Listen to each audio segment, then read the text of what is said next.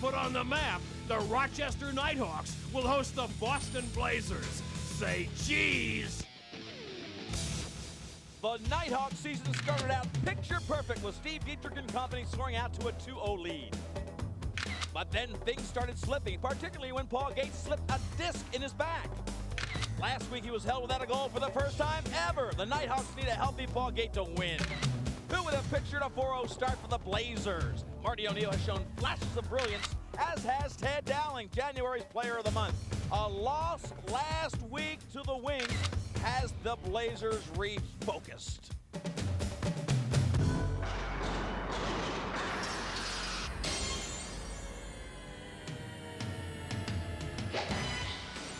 We're at the War Memorial Auditorium in Rochester, New York. They call it the Barn, and it is packed to the rafters. The Boston Blazers come on to take on the Rochester Knighthawks. This is a huge game for Rochester. Look at them, 2-3 in fourth place right now. Only the top 4 teams make the playoffs. They've got to win tonight to hope they get to those playoffs. The face-to-face, each team has critical players.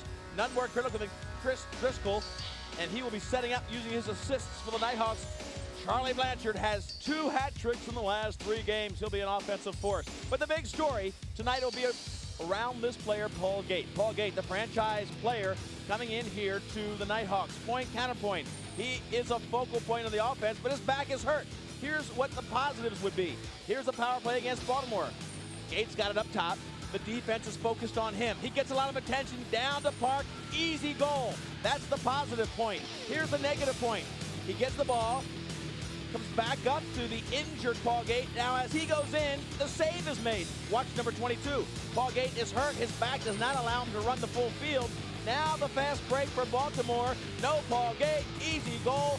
And the team from Boston can do just like Baltimore if they're not careful. Goalies are a big story. Marty O'Neill has made Boston one of the best teams in the major indoor lacrosse league. He has been sensational in this 1995 season. Steve Dietrich, equally as good, 76.6% save percentage. They both are identical in that respect. These goalies will have to be on top of their game for their teams to win. Boston Blazers in the green and white, the Knighthawks teal and white. And we've dropped the rock. First quarter action. Watch out. Here comes Stevens and the Blazers. Leith Elsmo along with Quint Kesnick on the benches with Christy Lee. Christy Lee will be over on the Knighthawks side. And Quint will be on the Boston bench. And that'll bring us a little closer to the players, major indoor lacrosse league. Face-offs are critical, and this year, Boston has had really great success in the face-off area. About 7 percentage points better than the Knighthawks. Big save by Dietrich. Oh, he wasn't quite sure where it was. No goal. Blanchard doesn't get it in the crease. Take that goal off the board. Still no score early in the first quarter. That one went into the nets, but crease violation brings it back out. Timmy Sudan. Looks in close. They wrap it around and O'Neill makes the save. Paul Gate looked good on that first shot. Paul Gate came across and wrapped it around, but this was the other end. This is the no-goal. Watch, the ball is loose. They come in. Look at the feeder in the crease. The Boston Blazers are in that protective crease area for the goalie, and that's why it did not count. Still no score. This is the first line for the Knighthawks. Shooting from up front. Saved, and now ball goes back to the Boston Blazers. 4-1. What a success story for this team this year. Being ragged by Paul Gate. He's on fire. Look at the defense by Paul Gate. Now the ball comes up to Dowling. Paul Gate was all over the Blazers, and that may be an indication that he feels that he can handle his injury. The Blazers shoot about 10 more times than the Knighthawks on average. Looking to get it across, knocked down in mid-crease. Knocked it down initially. Watch inside. Dowling puts it in Dietrich's knee pad. And he was nailed afterwards. Shot clock violation. Shot clock violation. You heard Richard Tamburino. He will be mic'd. You'll hear the head ref. Last time these two teams met, it was a barn burner, to use the cliche. Here at the barn in Rochester, they're hoping for the same with pick 1-7. A better result. With your stick. Green ball. Again, that's Rich Tamburino, the head referee. You'll hear him throughout the game. And here come the Blazers. Still no score. Early on, we're number 1. About 2 minutes gone in this game. Charlie Blanchard, we've talked about him, he has the ball right now, 46. Has had some great offensive numbers this year. Randy Frazier has as well. He's got the ball now. Back over to Donovan. Donovan looks to the crease, but the ball's picked up in the crease area by Emmett. This is a defensive line. The Knighthawks and the teal and white are using, of their 3 lines, they're using 2 offensive lines and a defensive line. Let's go down to Randy Frazier and Quick Kesenick. Coach Frazier, the first quarter is very important. These guys get up to a good start historically. You guys had some problems in the first quarter. Yeah, last week we got off to a slow start. We have a lot of energy. Hopefully to start the game. We have to match it. It's a 4-quarter game, but we're looking to score first. Back up to you, Leaf. All right, Quint. Well, that was another big save by Dietrich. The goalies have been tested. A lot of legs on the Boston team. Chanachuk into the middle. Watch out for that rocket off the chest of Steve Dietrich. Reggie Thorpe gets it checked from behind by Dowling. Dowling, who is an offensive specialist, number 19, stays down there, rags the defense. Now he is forced to play a little bit of defense. Watch Dowling, number 19, at the top of the screen. He goes off. Another player goes on. Here comes Paul Gate. Is he good enough to press the offense? He's got a herniated disc that has really hampered his play. All the way across the field to Clemens. Clemens cranks it up and takes it off the arm pad with the time winding down of O'Neal. Fresh shot clock. Give the ball back to the Knighthawks. Out of bounds. Ball Paul back Gates to setting White. up on the far side with Rex Lyons. Rex Lyons trying to get it back from up top. Francis plays defense. Here comes Paul Gate cutting far side and trying to find him. No, they don't get it. Clemens goes to Gate, and Gate wasn't looking. They tried to force it to Paul, but he was ragged and defended beautifully by Boston. Other end, watch out. Here comes Robinson. Wow. Boston trying to set up their offense now. No score. Back door. Blanchard gets it off the chest of Dietrich again. Dietrich doing a great job of filling up the net. Donovan resets the offense. 11 minutes left in the first quarter. Easy. Easy. They look for the center. They can't find anybody open. And Emmett playing defense. A pick and roll. Shot off the iron. And the ball loses the point. Push called against Pushing. Boston. Pushing. Green ball. Actually against the Knighthawks. The ball stays here with Green Boston. ball. Fresh shot clock. Barry Palace, first year with the expansion Knighthawks. And Ron Frazier, both success stories. The Knighthawks start off 2-0. They've lost 3 in a row. Blanchard can't find rope.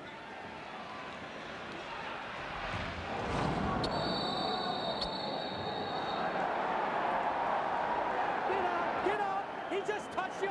Pushing on green, white ball. Well, you can see the intensity. Donovan comes out of that little push and shove match back there. Nobody in the box yet. Frazier looks on. No score yet. Both teams playing with a great deal of intensity. Official We'll be back timeout, with our Ben. continuation of Flag quarter number time. 1. No score yet from Rochester.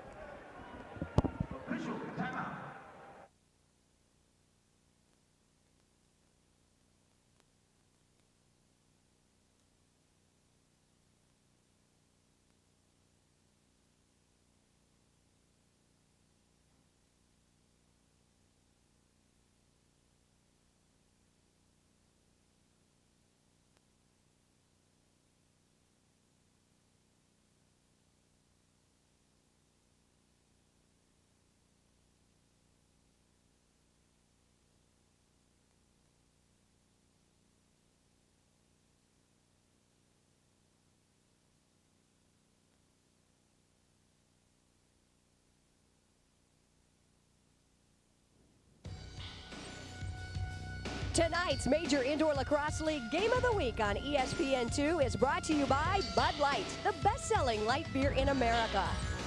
By STX Lacrosse Equipment, the name in lacrosse sticks, equipment, and apparel. And by Millman Licensed Apparel. Just call 913.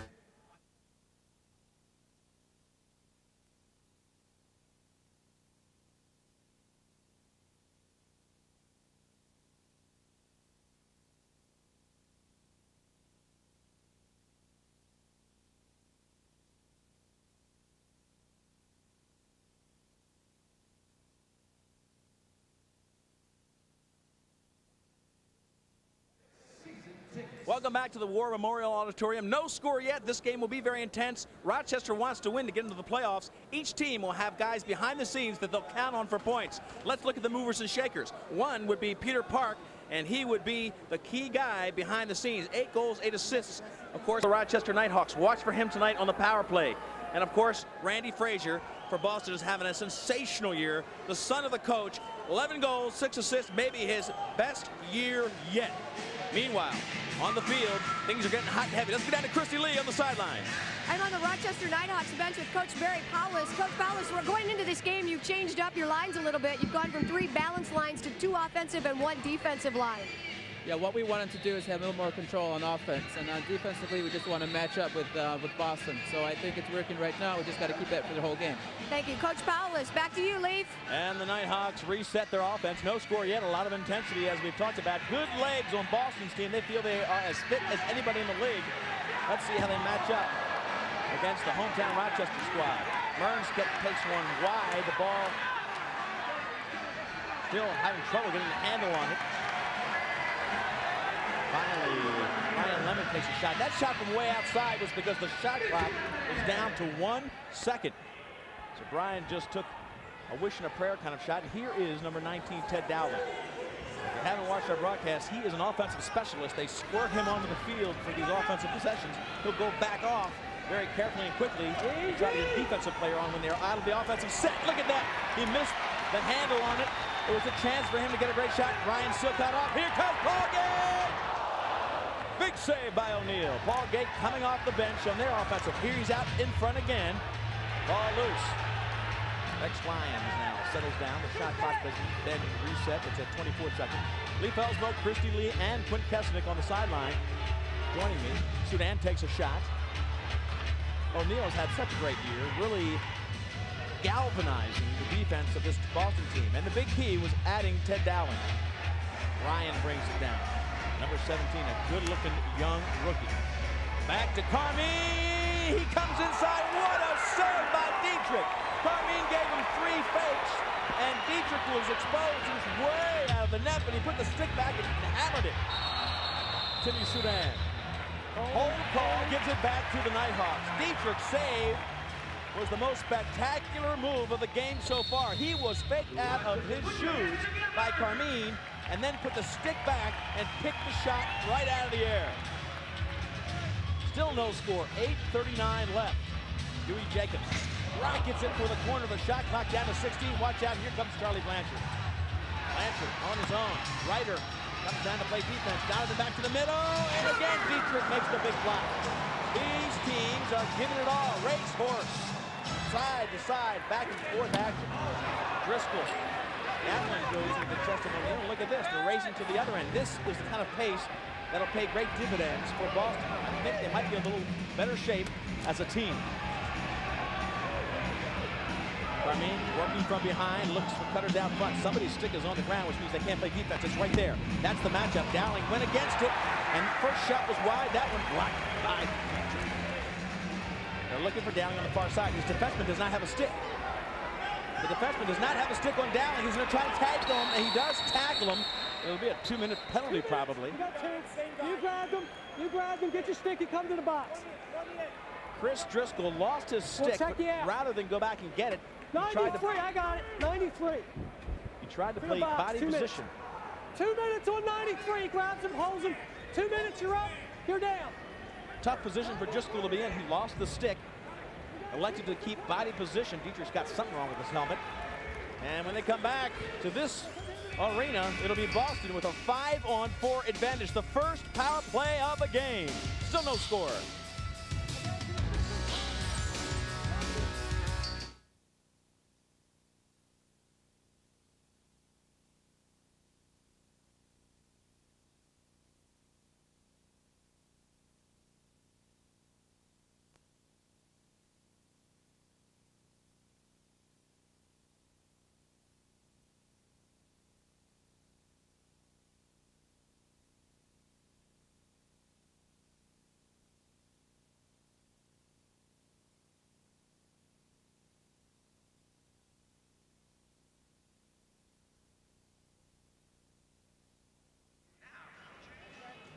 Still no score. The first power play opportunity for Boston. Actually, for either team, Boston will have the advantage. And Dietrich just readjusted. Something wrong with his helmet. Took him a while to get it back together, and during the break, that's what he was focusing on. He will get pressure right now because it's 5 players for Boston against 4 for the Knighthawks, and it's led by Tommy Carmine to the left. He'll trigger from up top. Randy Frazier gets it down low. That's Frazier. Carmine. Blanchard on the left-handed shooter spot. Down low. Watch out. They can't get it. Dowling is that low spot. Carmine picks it back up. Blanchard. Rope.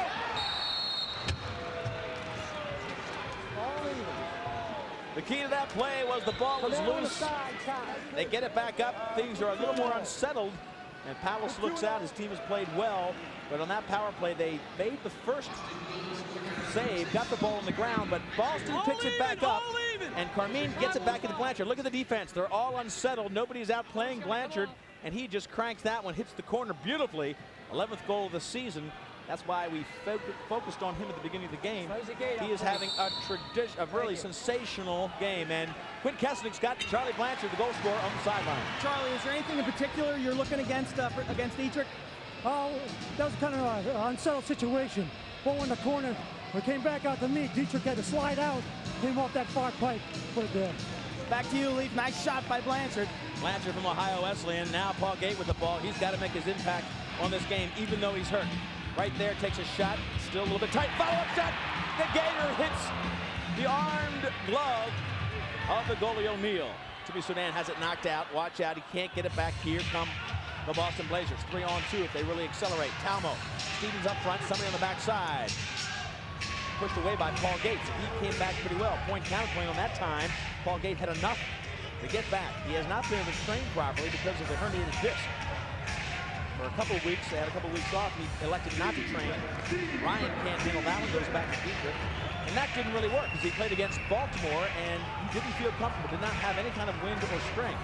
The last 2 weeks, Paul Gate has tried to play and practice through the pain. He's going to see if it'll pay dividends tonight. Matt Ryder, All-American from Syracuse in the attack position. Just goes down low and a shot against O'Neal. Didn't have hardly any angle to give it a chance. O'Neal can't pick it up, but Chanchuk backs it up. He can't get it. Watch out. Loose ball for Rochester, and these are key opportunities if they can move in transition. Hammered by 2, 3 players, and finally a call. Don't forget. Ball possessions are key. Extra man situation. Ronnie Frazier looking over. They lead the mill in fewest goals allowed. Their defense is tough, and he doesn't put many guys in the penalty box. A part of the let's go, D. keys to that success on the defense. But they've got one in the penalty box right now, folks, and that gives the Knighthawks their first power play opportunity.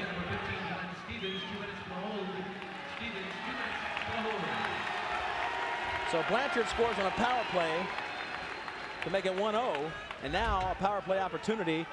They are going to move it around a little bit. We talked about it in point counterpoint. Paul Gate starts at the shooter side. He's the left-handed shooter to the right of Dewey Jacobs. There he is right now with the ball. He gets it down low to Rex Lyons. That's Paul Gate. Jacobs triggers from up top. Down low to Park, and he tries to sweep it in with a redirect shot. Gate can't pick it up. Watch out. Here they come on a fast break. Moving the ball up. Rodney tap. They're really dropping back on defense as Chanchuk picks it up to make sure Boston doesn't get the fast break like Baltimore did. 10-second violation. All right, 10-second violation. They did not clear it in time. As we look at Rich Tamburino, he's Mike. You'll hear him talk throughout the game, explaining some of the penalties. Dewey Jacobs reloads the power play. 1:25 left on that 2-minute penalty. That's Paul Gate. Jacobs, Driscoll to his left. He takes the shot out front. Not a great shot, but it goes back to Timmy Sudan. Down low to Rex Lyons. He can't pick it up. They haven't gotten any great shots. Little ball movement, really. Point man Driscoll's holding on to it a very long time. Normally that position, again, is held by Paul Gate. He has to really command a lot of attention. We'll see if they put Paul back there. They'll reset. Silcock gets it back. They still have 50 seconds on the power play. Driscoll to Pete Park. Up top is the Gator. And they can't get Park to find the target. So they did move Paul back up to the top. Let's see if they keep with that strategy. Pete Park Up to Paul Gate. They can't get it through to him. Moving slowly, he comes over and carefully picks it up. There's another shot on O'Neal. He makes the big save. Driscoll can't get it parked over his head, and he can't find rope. Rodney Tapp can't get any help, and he finally finds Walt Cataldo.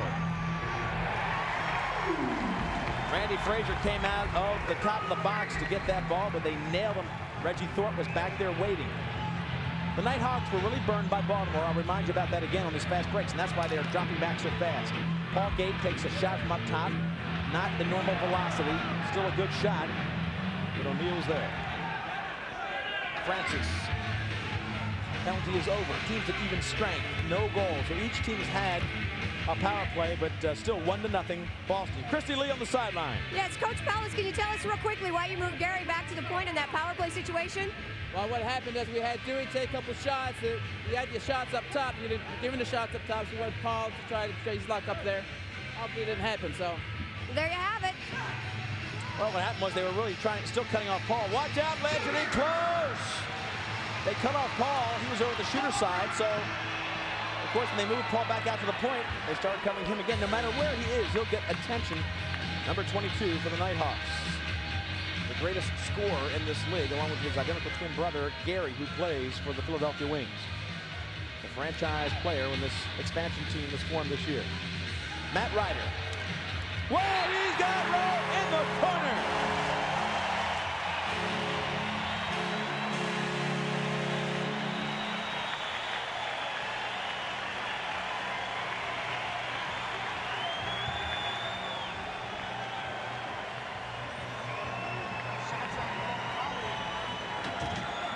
So Ryder goes ahead and takes the left-handed bullet. He nails it. It's a 1-1 game.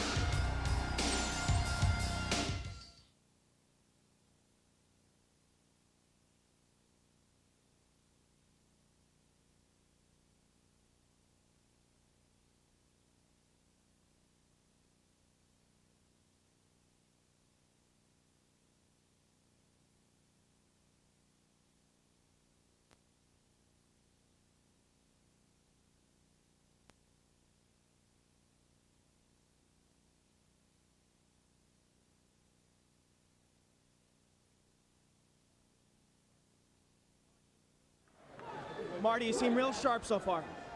Yeah, just everything's working tonight so far. Keep it going, keep it going. He's in the zone. You don't want to take him off his game. He's got to stay with his concentration. Back upstairs to Leaf.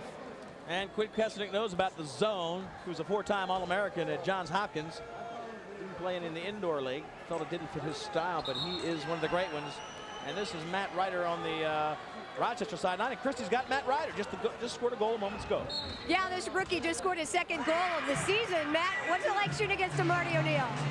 Well, let me tell you, it's a lot of fun out here, and you just got to keep moving around, having a lot of fun. When I find the seam, I take it, and if I don't have it, I dish it off someone else, and that's the way it goes, and you just got to have a lot of fun out there, that's all. Hopefully we'll see you with more goals tonight. Hopefully. Matt Ryder, what they like about him, one of the things that Barry Palos likes about Ryder, who is from Syracuse, an All-American attacker, is that he goes comfortably left or right-handed. And that last goal was, as I remember, left-handed from the right-handed side. So he's got great versatility. This is Dowling against Reggie Thorpe. Tries to get off to Ryan, finally does. Ryan's got the ball. Now it's knocked out from the defensive check of Mehar. Edel working against Reggie Thorpe. Look at number 11, Reggie Thorpe. Great defensive instincts. Another Syracuse product. They don't get a shot, not even a shot. And you can see the intensity of the Knighthawks really focusing every time they play defense. Again, the different philosophy of this game. They have a special, Rochester does, defensive unit led by Reggie Thorpe. And that's why they are out there just to shut down the offense. It's worked so far. 1-1. Dewey Jacobs played for the Six Nations team from Canada. The Native American box league up there. He's got great skills. Shot clock violation. Green ball. And this game has been very quiet as far as penalties go, and that's really to be expected. Both of these teams historically don't spend much time in the penalty box, especially Boston. That's part of their success.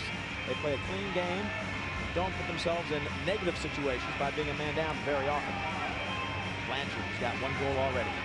This is that defensive special unit. Silcott gets picked off, but Thorpe is there.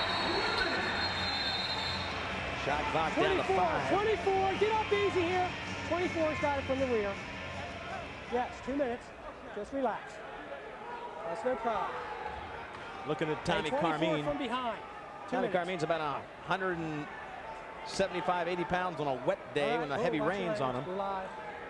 But one of the greater players on the Boston squad. He is a great assist man, can also score. And he was leveled by Mehar, number 24. Mehar is now into the box. So with the score 1-1 and less than a minute to go in the first quarter, it'll be another power play for Boston. Lee Felsmo, Quint Kesnick, Christy Lee, our major indoor lacrosse league coverage on the deuce. Carmine sets up top and they move it around nicely. Frazier down to the low shooter's point. This is Carmine coming in until they pick him up, draws the defense, and now they start the motion. Good check on the far side. Follow up, and Dietrich is tough. Now they've got motion. Only 3 guys to cover 4. Watch out inside. Dietrich again with the big save, and the ball still loses. But he picks it up. Dietrich has been sensational. And they clear to the far side. Sudan picks it up. Fresh people in. 1:23 left on the penalty. Only 20 seconds left in the quarter. So the penalty won't be a factor with the last 13 seconds. They'll try probably to get a shot. Quarter time, you see counting down, and they get one on O'Neal. Watch out, Boston still has time to shoot themselves. Second quarter will start with a power play advantage, and there we go. Still 1-1 as the first quarter ends. We've got a minute to go on the penalties, so when we come back, they'll face it off, but Boston will be up. 5-4 advantage for them and players.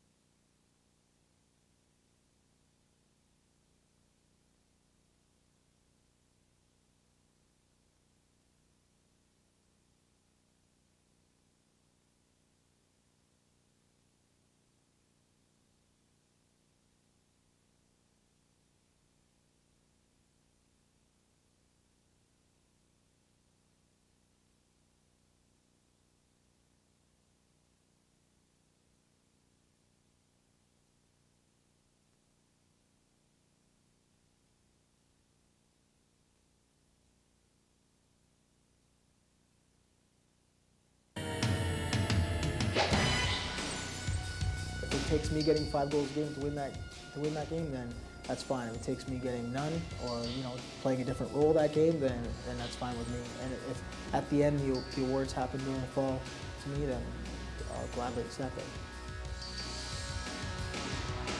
Well, the Nighthawk fans are really hooping up, hoping that Ted Dowling offensive star does not get a big night. Go Hawks. This crowd is really excited about the Nighthawks. A sellout here, which is about 8,000 at the War Memorial Auditorium. Face-off controlled by Boston. They've had a good year, as I mentioned, in the face-off department, led by Paul Talmo, number 6. He's above 50%, only 3 of the teams are. The Nighthawks aren't one of them. So they'll be up 5 against 4. Up top, Randy Frazier all the way across. Carmine now sucked in the defense. Frazier takes it. He finds Rowe. All even. Ron Frazier looks on. Beautifully done. His son Randy gets that goal, but it was set up by Tommy Carmine. For 1 in the hole. 2-1. Boston leads, and watch as the ball goes back up. Watch Carmine in the middle of your screen. He sets a pick. Randy comes across. The defense can't get back in time. It was the pick by Carmine that opened it up for Frazier and gave him the ability to take that rocket. The second goal of the game, 12th of the season. They lead 2-1. Still, I don't have to tell you, a very low-scoring game for this offensive-minded major indoor lacrosse league. Average scores in this league about 12, 13 goals per team. Carmine, backdoor, Frazier again, big save by Dietrich. They've got to play tougher defense. Again, loose ball by Boston, the check from behind, and they give it up. Tommy Hawk, check from the backside. 16 on loose balls, these first quarter stats, and the shots. Boston in favor by 2, only 15 to 13. Faceoffs 2-1 in favor of Rochester. So as you would expect, at the end of the first quarter, 1-1, the stats very close. The pace has been incredible, and I think if we remember the pace of the first quarter, as we go into the fourth quarter, you might see Boston with a slight advantage in conditioning, and that could be the difference in the game. Right now, though, it's the second quarter. That shot, because of the shot clock, goes all into Dietrich. He didn't pick it up, and that has been critical. Dietrich making great blocks, but they're not getting possession because Boston's beating him with the loose balls. Dietrich with another block. They've got to pick up the loose ball, and they are. Gets it, but there it is on the carpet. Ken Dowling trying to bat it into the goal. Push, green ball. So it goes back to Boston. Dietrich making sensational blocks, but his teammates have to get the possession because Boston's getting it and taking more shots.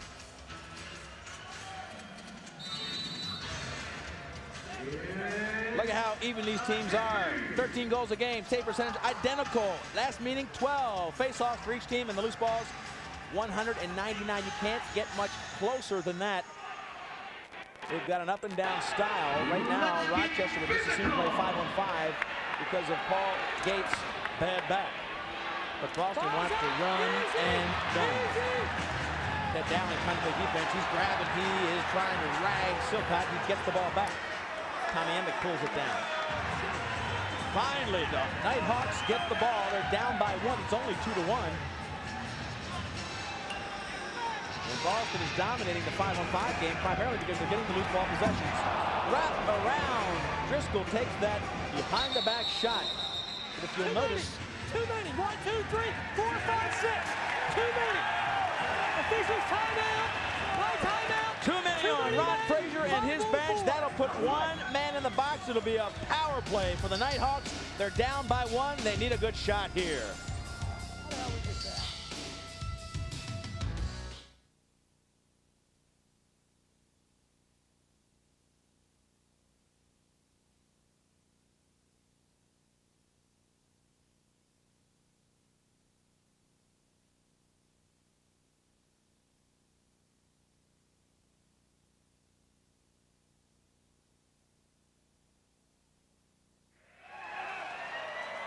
The Nighthawk crowd here at the War Memorial very excited about the prospect of taking Rochester into the playoffs, but they must win tonight. They're down by 1. Power play opportunity.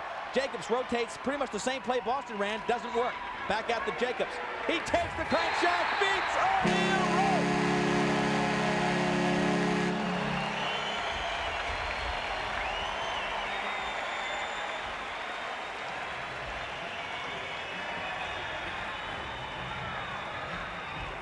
Dewey Jacobs gets the goal. This time they gave the third different look. Look at Paul Gate way down low. He's way down the bottom, all the way back up to Dewey Jacobs. They're giving Gate all the attention, and that gave Jacobs the room to shoot. Look at all the room. He's got plenty of room because everybody's sucking in on Gate, and that one bounces past O'Neal. It's all tied at 2. And the goal scorer is Jacobs. Christie's got him. On the right, Rochester Nighthawk bench, Dwayne Jacobs. Dwayne, a great goal in a power play situation for you. Thanks a lot. They're giving me the shot up there, I think, so I got to take advantage, and hopefully some will go in for me. Taking that top post, kind of giving Paul Gate a little bit of a break there? Not really. We just thought we'd try something different tonight, you know, see what happens. But he'll probably see him up there before the night's through. Well, it obviously paid off in that situation, Leaf. And what happens, Chrissy, is depending on where they are, like they just switch sides. So now they're to the left of their bench. That's why Paul Gate was down low, because he can't run that well. They want to keep him as far away from the transition as possible, give the other players a chance to get back. This time he comes in, he's tackled. That'll be a 2-minute penalty against Boston.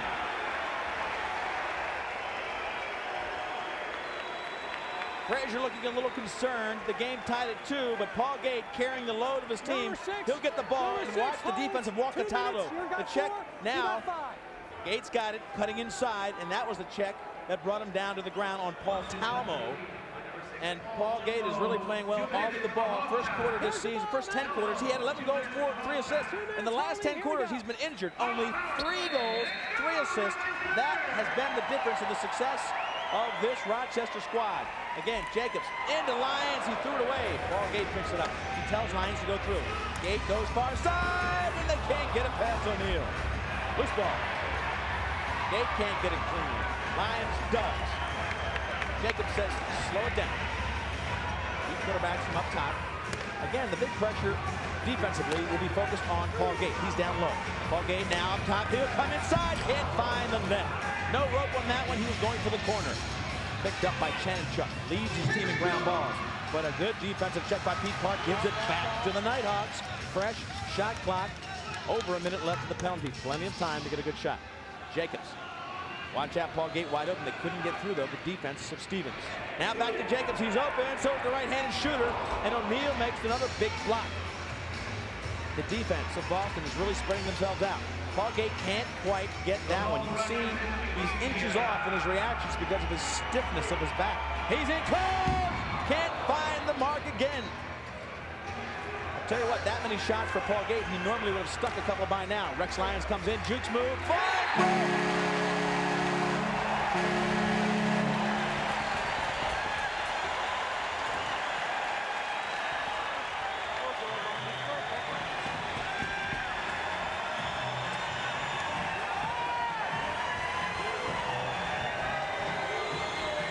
Power play goal. Watch how it comes through. Here, the little juke move by Lyons. Now he's inside, goes far corner, finds Rhodes. Beautiful shot. Lyons, a star for the Iroquois team in the international playoffs. Lyons again comes inside the defense. Now he's got a lot of room, and he finds it behind O'Neal. O'Neal looking very strong, but a lot of pressure that time put on by the Knighthawks. Silcock trying to get the face off. He's held, and they get possession. Lyons had a great shot in the goal, and Christie's got him right now. Another big power play goal. Rex Lyons, it's got to feel good for you for the go-ahead goal here. It feels real good. We have to convert more of our opportunities that we're getting the shots. We got to control, take care of the ball, and I think things will work out for us. Rex Lyons, Leaf. Again, he was a sensational player for the Iroquois team in the World Championships in Manchester, England this summer. Class guy, and he just had the last goal. Here it comes.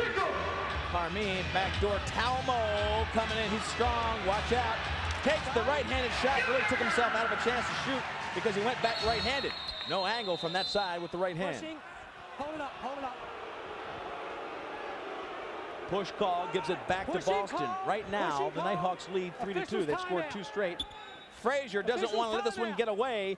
There'll be a timeout on the floor right now, and with 8:19 left, the Knighthawks holding on to a 1-goal lead.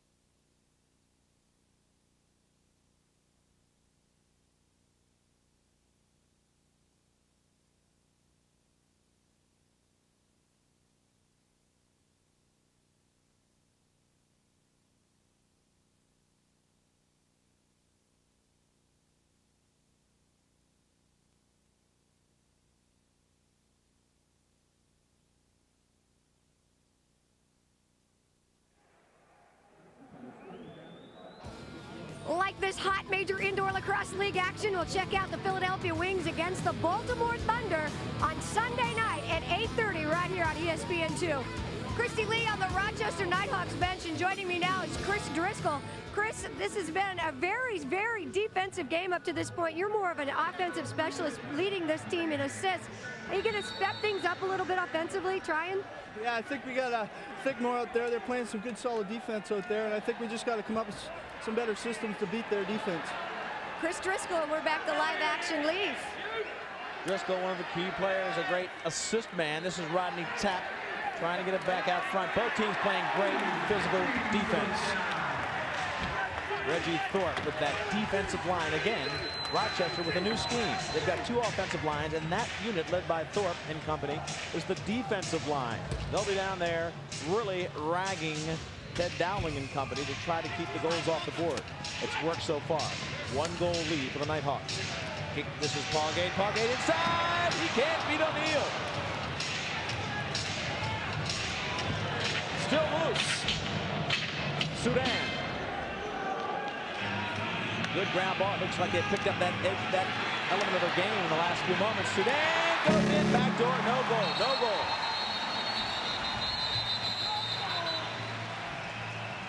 Sudan thought he knew he didn't have it because he was right there, but from the far side, everybody on my side saw it hit the rope. Watch this. He'll come inside, takes himself out of the angle, bounces off the rope in the back. Didn't go inside of the 4 by 4.5 foot goal. So the score remains 3-2. Knighthawks off the strength of 2 straight goals with the 1-goal lead. Carmine initiates from behind. In front, Dietrich. He has made some big blocks, but they don't get the possessions immediately. This has been typical. You got 2 more. You hit him in the head. Right here.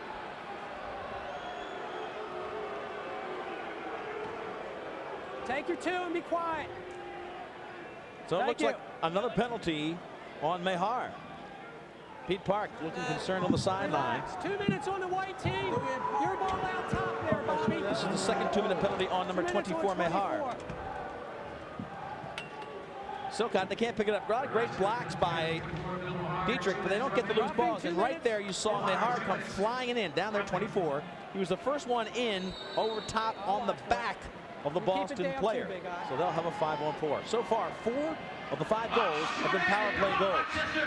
Another chance for a power play goal here. Fraser back to Carmine, down low, but Udell can't handle it. Udell trying to find help. Thorpe was really ragging him. 5-on-4, defense out a little bit far. Here goes Carmine again. Now they bounce up. Fraser's in tight. And Dietrich with another big block. Burns. Dietrich has really been sensational. Both goalies with identical 77% save percentages coming into this game have been sharp. Fraser hustles over. 1:25 left on the penalty to Mehar. Randy Fraser. Carmine. Blanchard gets it down low. Here comes Fraser. He's got rope. The cutting play starts from Fraser and it ends with Fraser. And Dietrich can't do it all. He's been tough, but this one was right on top of him. He was looking left. Shot came right on top. Look at that. The cut comes down. Defense doesn't get there. He finds the backside. Beautifully orchestrated. They create the cavity in the middle. Watch the middle because that's where it'll end up. Randy Fraser throws it around. They move it quickly. And now Fraser just takes off, beats the man, and he finds the seam in the middle. Dietrich can do very little to go and save the back door. Quint Kesnick, Fraser's been looking pretty good. Randy, 2 goals so far. What's it like to play for your father? Oh, it's great. We get along great, have a lot of fun with it. Man up seems to be the key here. The power plays is where you guys are getting your goals. Yeah, so far, both teams getting their goals on power plays, you know? Just got to keep working and stay out of the box. Take it away, Leaf. Power play goals, 5 of the 6 goals, all tied at 3 now. 5 of 6 on power plays. 38, Picks uses the late. So, moving pick. Right here. No. Let's go. Well, Tamburino had to chase him off the field, but he's going to get him 2 minutes. 2 minutes. Delay. Well, tell you what, it's a delay of game. You cannot throw the ball in the crowd. Delay of game. Tamburino chased him to the bench. He'll put him in the sin bin. When they come back, another power play for Rochester.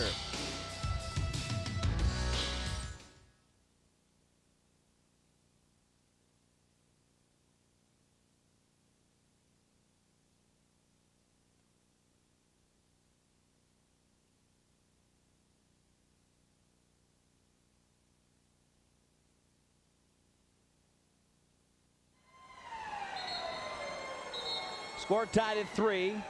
War Memorial Auditorium in Rochester. Leif Elsmo, Christy Lee, and Quint Kesnick bringing you our major indoor lacrosse league action on the Deuce.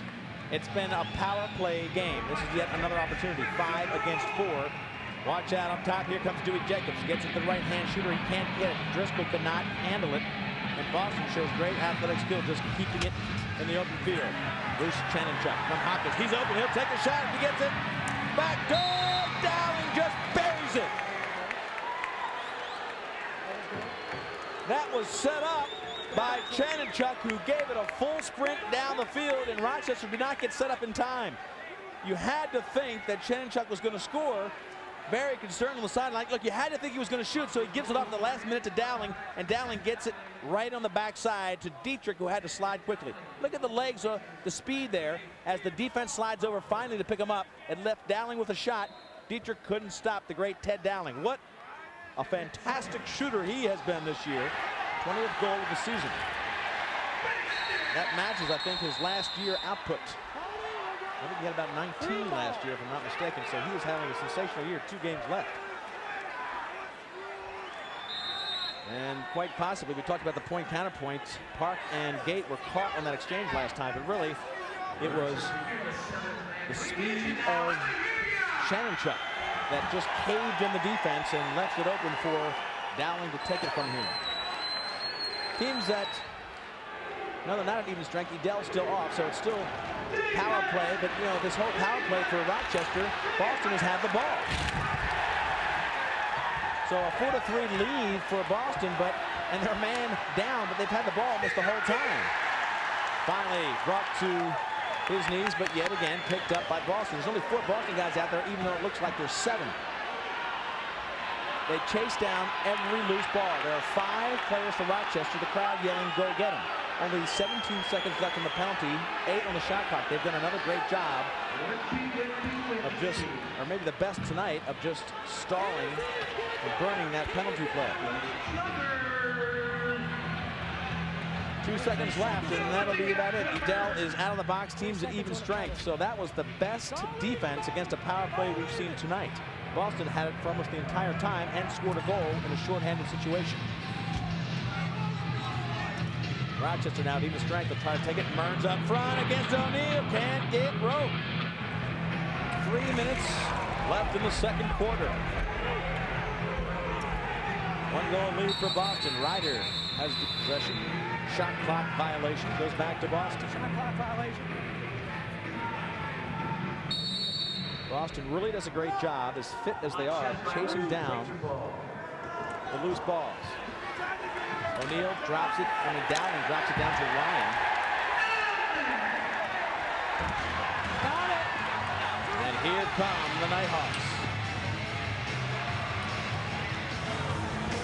Burns, tired, new line comes on. They're changing people right now as Rex Lyons brings the ball to the far side. Paul Gate comes in behind him. Gate and Lyons will work the left-handed side, the 2-man side. Lyons all the way across, takes a shot in the last moment. Shot clock was winding down. Here comes Clemens, backside, watch out, he's got some room, but what a save by O'Neal. 2 minutes left in the half. 1 goal lead for the visiting Boston squad in the green and white. Keep it down, I got it, keep it down. Blanchard's already got 1 goal. He has possession right now. If you don't straighten it out, I'll put you back there. And you hear that. Yeah, you're going to. Yeah, that's right. Let's go. All right. Let's go. Get away from each other. Get in the box. 2 minutes each. You hit each other. All right. Well, Tamburino has Dowling and Thorpe going to the box. He warned them. You heard him warn them. They're going to the box together.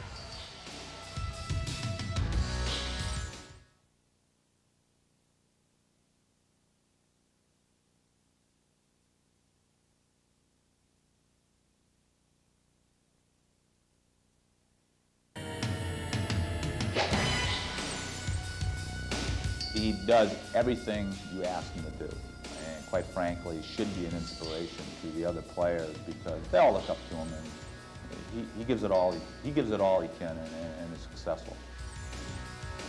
And that's all any coach can ask. A lot of pride going out there from Ron Frazier, a man who was not only an All-American at Syracuse, but is in the Hall of Fame in both Long Island and the National Hall of Fame in Maryland. Okay, you got 3 right and 1 lefty. So they're playing 4-on-4 because both of the guys Tamburino warned spend some time in the box. Dowling and Thorpe go to the box. It's 4-on-4 right now. Blanchard has possession. Hard shot, doesn't even get close to the net. But look at Boston chasing it down. I don't know if Rochester realizes that they are even at 4-on-4. I look a little bit confused. Shot from outside because the shot clock was winding down. And we've got 1 minute to go. 1 minute in the second quarter. 4-3 lead for Boston, but the teams are now at 4-on-4 strength because of Thornton down in the penalty box. Low-scoring game, but a lot of pushing and shoving. Both teams Keeper, playing. here it is, keeper. Give him this 2 yards here. Step it out. As if it's a must-win game. Tamburino keeping tight control. Driscoll starts against Robinson. Driscoll rolls inside. It's a pick and roll. He comes in. O'Neal makes the big save. Walk looking for the fast break. They get it up top. Here comes Carmine. Looks for the trailer. Carmine to the trailer. Donovan can't find him. But Carmine will take the shot. Hey, off the iron. Hits the iron. Can't get the goal. Pushing. White ball out. A green ball out top. Boston maintains Drop the possession. ball, How many White. times have we Right seen there. that? There's Carmine Leave it and there. Burns. Carmine did a great job. Still Just 4-on-4. took it off the Timeout's iron. been called. Timeout's been called by the green team. All right, timeout called by Boston. They want to get a good shot. Frazier's going to want to get a play. He's got 40 seconds left in the quarter, a fresh 30-second shot clock, and he will tell us what he wants to do to get a 2-goal lead. Let's join Frazier as he calls the play.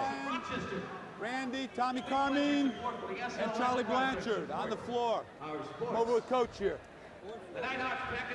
The 4 guys, that's all. Over with Coach. Coach, run some. Whatever, get a couple pick downs. Okay. We got 40 seconds. Okay, we're on the way. We're 4-on-4 all the way. If we lose the ball, we're coming out the back door. They're going to have less than 10 seconds to go, so just match up on a guy and take his body. Don't go for any sticks, okay? See if we can get a goal. All right, he makes it sound pretty simple, but basically, we learned a couple things there. He's not going to pull his goalie. He's not going to go 5-on-4. He's going to stick with the 4-on-4, keep O'Neal in the nets. He's got 40 seconds left and a fresh 30-second shot clock. So basically, he wants to milk the full 30. You can use any play you want, is what he told his guys. Get a good shot. Hopefully, we're up by 2. But what he doesn't want is for them to get a shot. So he said, match up man on man and don't give him a shot. Barry Powers has 2 timeouts left for Rochester, so if he gets it back, he'll probably call his own timeout and try to get a good shot. In comes Frazier off of Dietrich's chest. But Blanchard picks it back up. Watch out. And that goes all the way down to O'Neal, and it looks like now they will just have possession for the full final 15. Again, Rochester not able to pick up the loose balls, and they give possession back to Boston. No. It's less than 30 seconds. It's less than 30 when the shot was taken and hit it. Don't worry about it.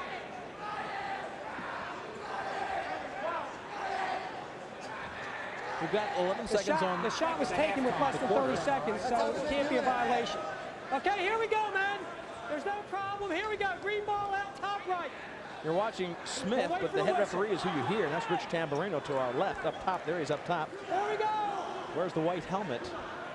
Time in the first half visible to you. 30-second clock, not a factor at all. So they got the playoff they wanted, and it was a big save by Dietrich. And close, Carmine, and again, Dietrich with the big broom save. 1 second left, they won't get a shot. Time expires. That is the end of the first half. It has been a very toughly fought first half. Boston leads 4-3, and the story has been power plays. It's been the power play goals that have dominated this first half of action. Paul Gate is one of the big stories, and Christie's got him right now. We've been talking about your back for so many weeks now. I don't want to belabor the obvious, but actually, how do you feel after the first half? Well, it's still sore. I think my problem is in my stick. You haven't really seen a lot of playing time offensively. They're kind of gauging that a little bit better this game, correct? Yeah, you know, we're running offensive lines and defensive lines, which basically cuts out the transition game. So that's why it's only 4-3 at the half, because when you play settled offense and defense, you're not going to score a lot of goals. I mean, most games you're getting 60% of your goals on transition, and we're cutting the transition out, and I guess we're trying to beat them 5-on-5. Well, good luck in the second half. Take care of your back. We'll be talking to you. Paul Gate, of course, one of the best, if not the best player in the Major Indoor Lacrosse League. We're at halftime here in Rochester, and earlier we saw a 10-second violation in this very game. What is a 10-second violation? We explain that in Rules and Tools. Time for the rules and tools of the mill. Brought to you by Old Spice High Endurance Deodorant and alcohol-free sensitive aftershave. If your team was short a man, you'd be tempted to stall the ball. Well, the mill took care of that with the 10-second rule. In any uneven situation, both teams are required to get the ball past the midfield line in 10 seconds, or they'll be penalized. Now, you can call a timeout and then come back and reset that 10 seconds, but then you've got to push the offense.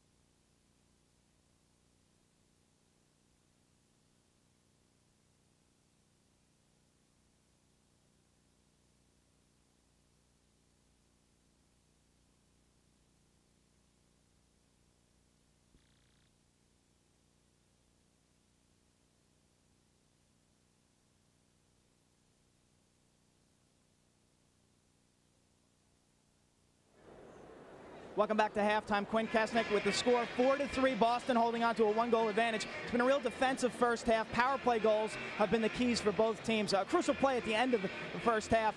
Boston had a nice opportunity. That's Randy Frazier feeding inside to Tom Carmine, and he is stuffed by Steve Dietrich. A nice save there, preserving that 1-goal lead. Well, earlier this weekend on Sunday, Philadelphia, who's in first place, played the winless New York Saints. You'd think it would be an obvious mismatch. It wasn't, however. New York got off to a slow start, though. All-pro goalie Sal Lacasio was stuck in traffic and didn't arrive at the stadium until 10 minutes before game time. He was rusty early on, giving up 3 goals in 1 minute. Jim Rogers struck first. Superstar Gary Gait had one, and John McAvoy's goal off a nifty feed from Billy Miller gave the Wings a 3-0 lead. As usual, the game was very physical between these two rivals. New York closed the gap to 1 at half with this Steve Sombrato goal. Then a rarity. Sal Lacasio was pulled by Coach Doc Doherty. Rookie replacement Pat O'Toole played well, here stuffing Gary Gait on a breakaway. At the end of the game, tempers flared.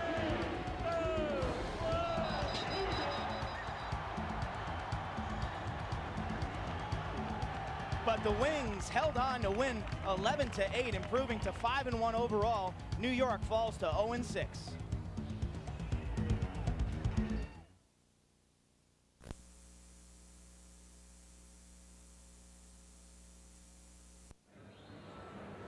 Welcome back to Rochester, folks. Leaf Elsmo with a very close game. Rochester needs to win. They're down by 1.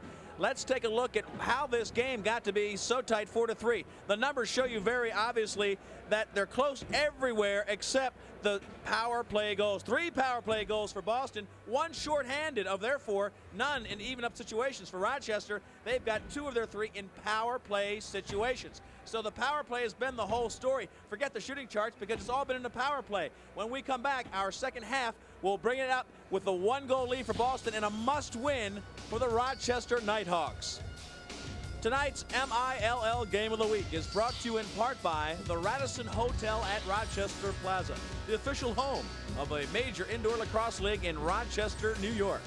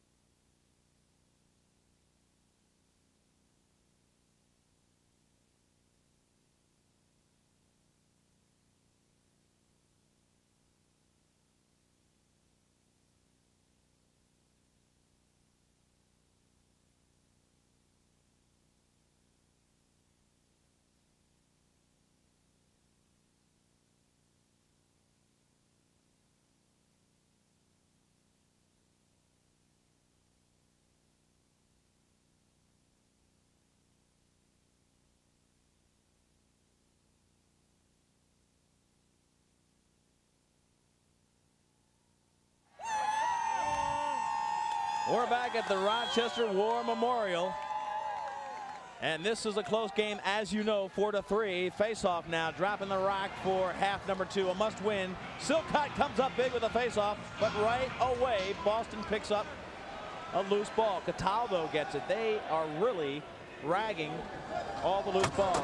Boston Blazers, the green and white, as you can see, the teal and white for the hometown Knighthawks. Leaf Elsmo, Christy Lee, and Quint Kesnick, bringing you major indoor lacrosse league action on the deuce. Frazier, he's got 2 goals on power plays, gives it off to the wing. This is Cronin, pick and roll, looking for a little bit of room against Thorpe. It gets in close, but Dietrich makes the easy save there. Watch out, here comes fast break for the Hawks. Paul Gait, he needs to be a factor. He tried to go behind him, but nobody was there. He was looking for a trailing player. He looks back and says, where were you? Normally a trailing player comes in there. Paul Gait, not a factor yet. Low-scoring game, and boy, do they miss his offense. Herniated disc has slowed him down. Chuck all the way back to initiate from behind. Carmine backdoor rope for Blanchard. 2-goal lead for Boston. Go ahead, Bobby. Good patient. Very nice, Tommy.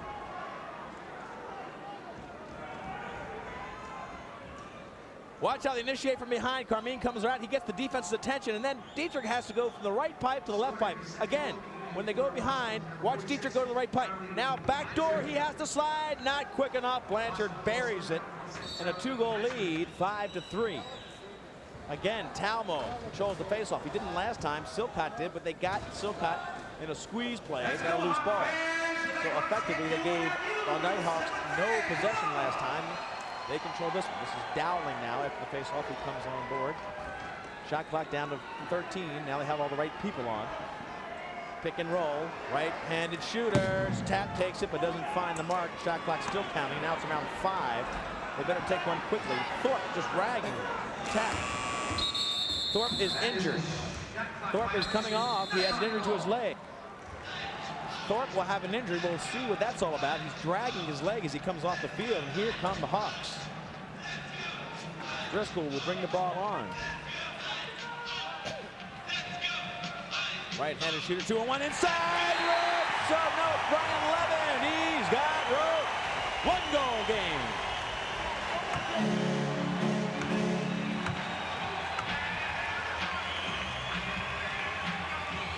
O'Neal gets burned early. They needed that one big time. They worked the give and go, the pick and roll on the right-handed side. Watch, it starts on the right. Ryan Lemon had come up. Watch him set the pick. Lemon right there. Now he wheels around, goes inside. The defense loses him, and he buries that one. Beautifully done. Lemon again comes up, wheels back inside on Stevens. Stevens turns back for a moment, and Lemon steps up.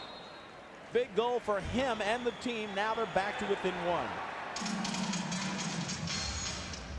Rodney Tapp looked a little injured in the last series, and the Q might have a little insight on if he's hurt or not. We'll get down to that in a moment. Here comes Driscoll. Takes one, bounces it off of looks like the defenseman Robinson. Catavo looks for help, and Brian Lemon rags him. Here's Robinson with the ball. Francis goes off. Fresh players come on. Cronin. Keep it low. One with Carmine. Carmine's got it down. They're looking for a shot in here close. Now they're coming in close. Shot high and wide. And the ball goes over. Quinn Keswick's got Frazier on the sideline. Randy Frazier. What did you talk about at halftime? What adjustments are you going to make? Well, we're really not going to make any adjustments. We're going to keep doing the same thing we've been doing. I thought we outshot them probably 2-1 in the first half. Hopefully we'll wear them down and get a few more goals. Superior conditioning on this Boston sideline. Well, it looks that way, and of course, Ron Frazier talking about adjustments they may have to make. But I talked about that early in the game, that in the fourth quarter, we might see a decided advantage with the conditioning of Boston. If this game remains close, conditioning will be a key.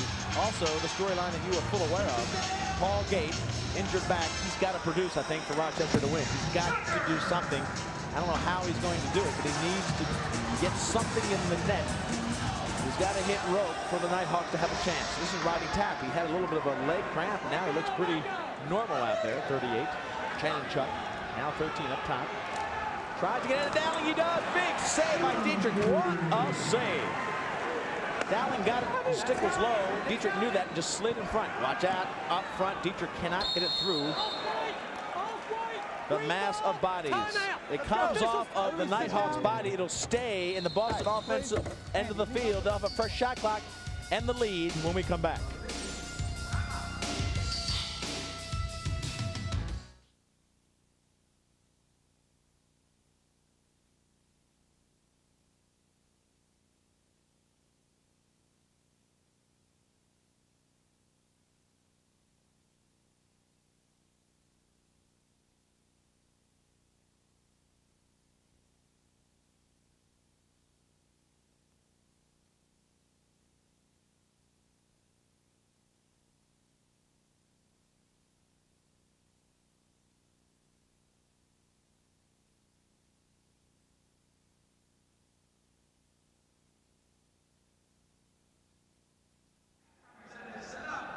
back at Rochester on the Knighthawks bench. I'm with Brian Lemon, who just scored a goal for the Rochester Knighthawks. Quickly, tell us about what Coach Palace told you at halftime. Well, all their goals have been scored on the specialty teams. They've got a couple power play and one shorthand. 5-on-5, we're controlling the game and we're playing tough. We just got to continue to do that and decrease our penalties and get some goals in the offensive end, and we're on our way. We'll look for some smooth-headed play in the second half. Watch for Paul Gate to get that one. Rodney Tapp defending him. They shot Paul Gate out of the door. The injured Warrior down there playing against two defensive players. Cannot get possession.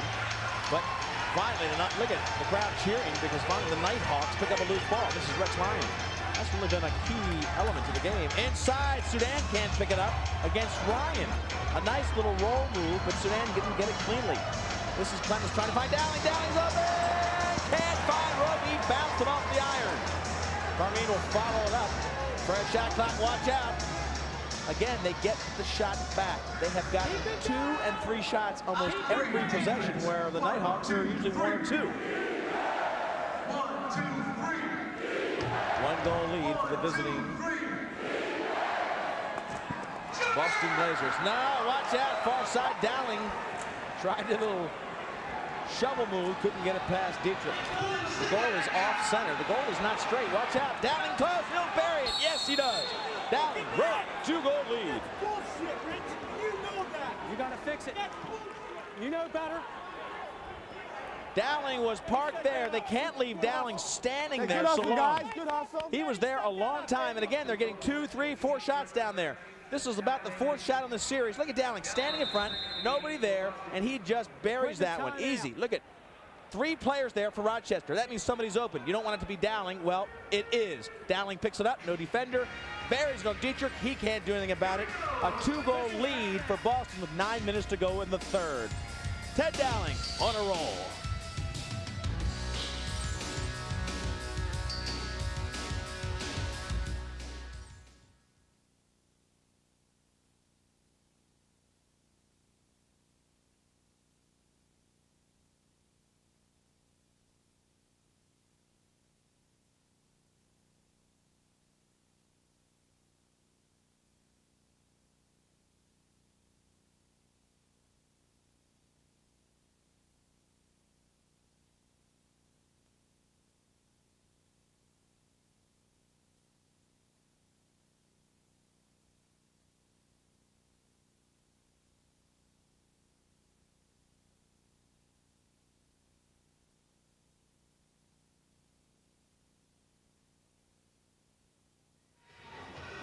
We're back here at 6-4, Boston leading. Ted Dowling with that last goal. Ted, the first swipe you took at the ball, it looked like the ball went in.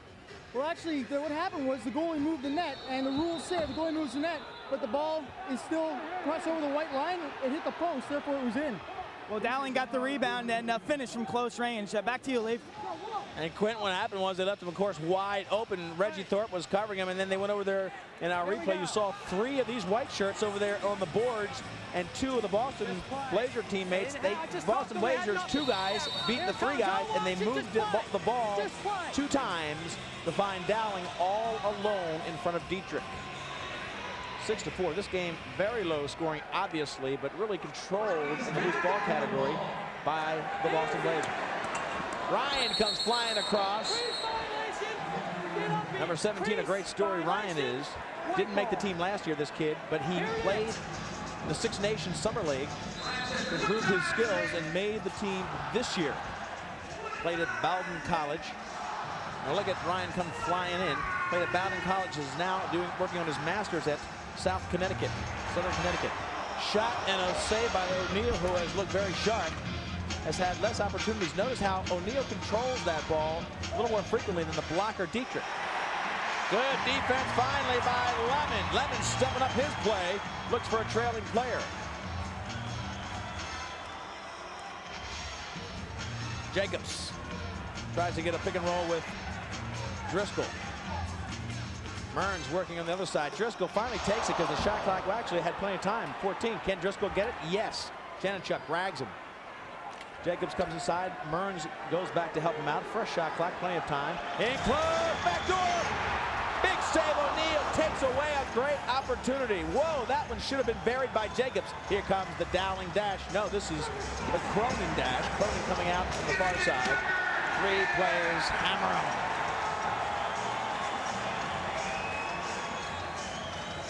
And the ball goes back to Brian Lemon and the Knighthawks. 7.5 minutes.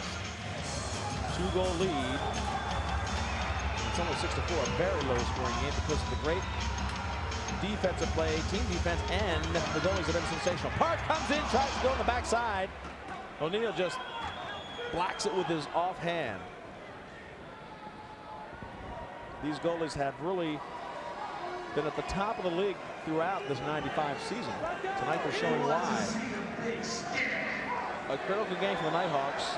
Power plays have been critical. Without the power plays, when you figure that not many teams, they only have maybe 3 goals, 2-3 goals in even situations.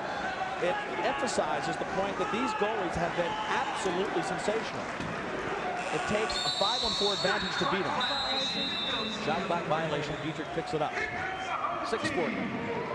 2-goal lead for the visiting squad. The Knighthawks have to come up with a win to have a solid chance for the playoffs. They've got 2 games left with Buffalo. Buffalo was in the championship last year. Sudan takes the right hand, and the big old shoulder of O'Neal just knocks it away. Carmine looks up. Francis is hurt coming off. Watch out, here comes Tap. Tap gets checked from behind. We're at the War Memorial Auditorium. 6 minutes left. Lee Felsmo, Christy Lee, and Quint Kesenick. A 6-4 score in favor of Boston. They don't need this win. Rochester does in a big way. We've talked about conditioning throughout the game, and I think the 4th quarter conditioning will go in favor of Boston. So this man, Paul Gate, really will have to have an impact, even though he's hurt. I think if the Knighthawks are going to have any prayer to win. Crease violation. Crease violation. Get up easy. Just get up easy. There's nothing here. Crease violation, green ball. Well, O'Neal's a little bit of a feisty guy. Look at that helmet. Beautiful custom paint job done by Marty O'Neal. You'll notice a lot of them in the league. Marty O'Neal is responsible for that great-looking paint job. And right there, you showed a little bit of his temper. Watch O'Neal protect his territory. When people come in there, he doesn't like it. He gets hit there, and now he starts burying the players in his crease area. Marty O'Neal does not like company in that 9-foot crease. Good defensive check, takes away the shot. O'Neal, or Dowling rather, though, picks up the loose ball. Boston does it so well. They get 2, 3, 4 shots every time down. Watch out for Dowling. Good juke move inside. Oh, Dietrich with a big save. Dowling has great offensive skills, and you see how he gets open all the time. We saw Francis go to the sideline a while ago, and I think Quint Kesenick, is that the injury we want to talk about?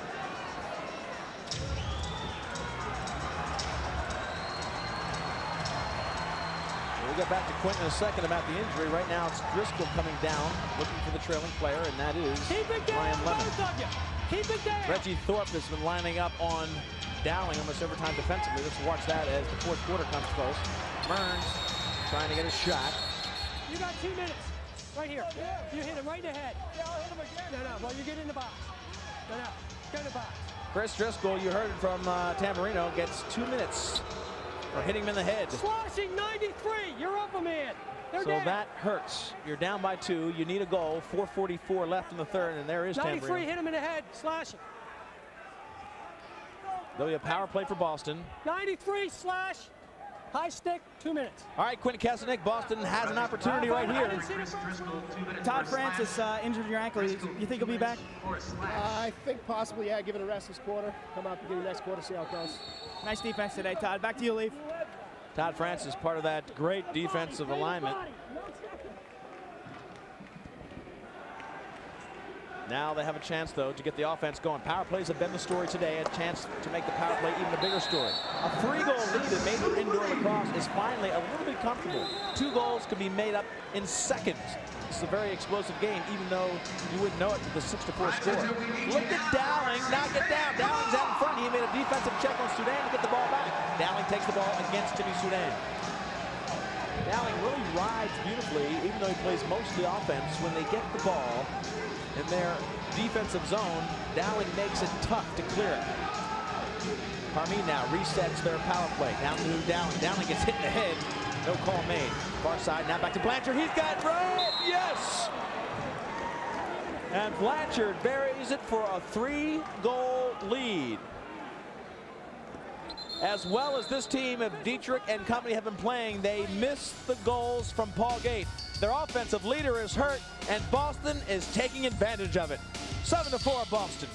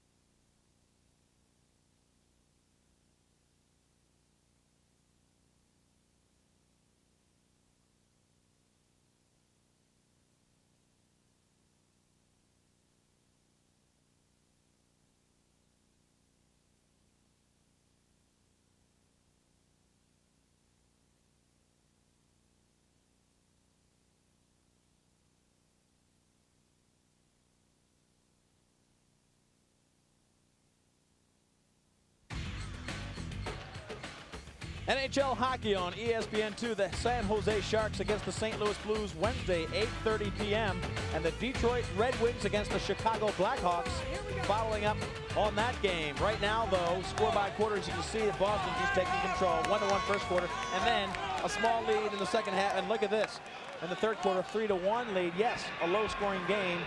Yes, Paul Gate hasn't had an impact, but Boston has done what they have to do to control this game, and that is really hustle on the loose balls, the dirty work, get possession, take 2, 3, 4 shots, and make Dietrich finally give up a goal. Paul Gate now has possession. If they're going to have a chance, he has to score a goal. He's got a herniated disc. He's sore, he hurts, he can't train properly.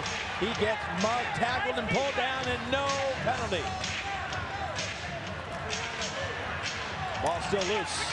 Finally, teammate Sedan comes up, watch out from behind. There's Robinson. Ball Gates inside of him. Sedan out front. Paul Gates standing on the far side. Inside, Park just puts it right into the stomach of O'Neill. O'Neill didn't even move. Paul Gate walks off very slowly. He obviously hurting. Talked to him earlier before the game. Talks about his strength. He talks about the injury. He says his strength isn't there. His condition isn't there. He just doesn't have the strength to run. He's very fast, as well as maybe the most skilled offensive player. So when he is on, he's impossible to stop. But the man just really can't run. It'll fall into the hands of men like this, Brian Lemon, or Matt Ryder right there. We haven't heard from him yet. Or how about Driscoll? He just came out of the penalty box. He gave up one to Boston by having that penalty. Driscoll and Pete Jacobs, they're all going to have to score if Rochester's going to have a prayer. It'll be tough as O'Neill makes yet another save. And with 2:27 left, still a 3-goal lead for Boston.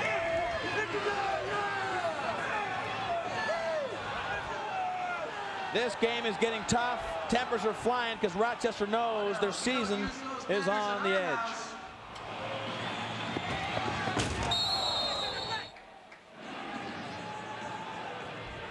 Rochester scrapping, fighting, pushing, trying to do it. Looking for some offensive punch. Frazier very calm. His team really having maybe the best year in franchise history. Burns goes up to Ryder. Haven't heard from Ryder yet. The young rookie comes inside. He can shoot. Let's see. No. Check from behind. O'Neill looks up to Tap. Tap can't pick it up cleanly. Ryan and Jacobs both get a 2-minute vacation.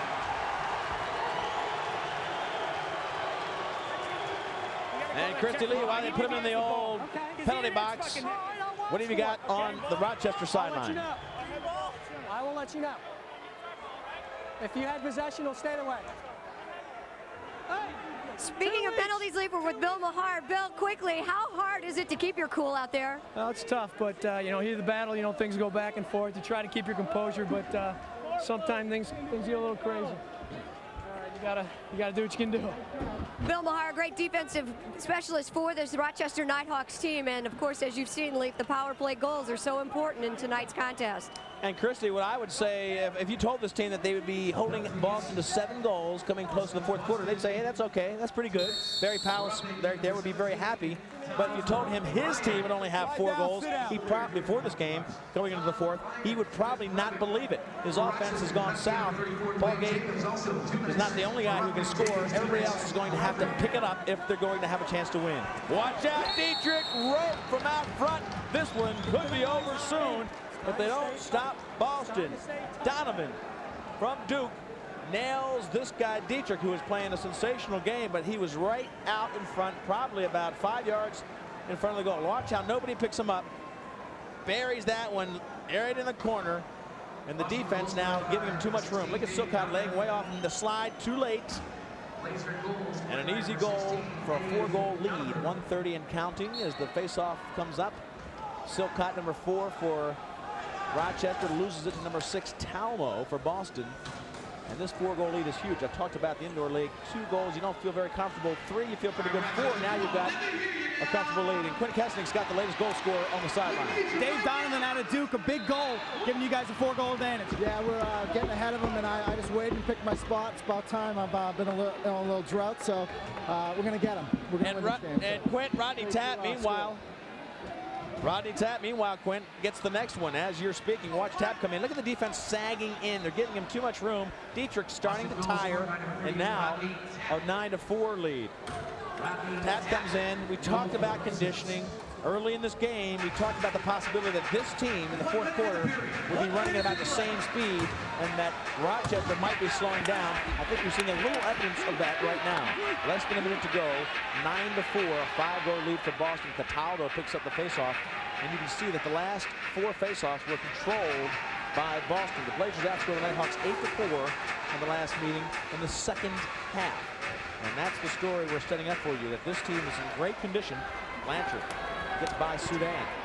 Blanchard pushing in, trying to take the lefty off the iron, off the back of Dietrich.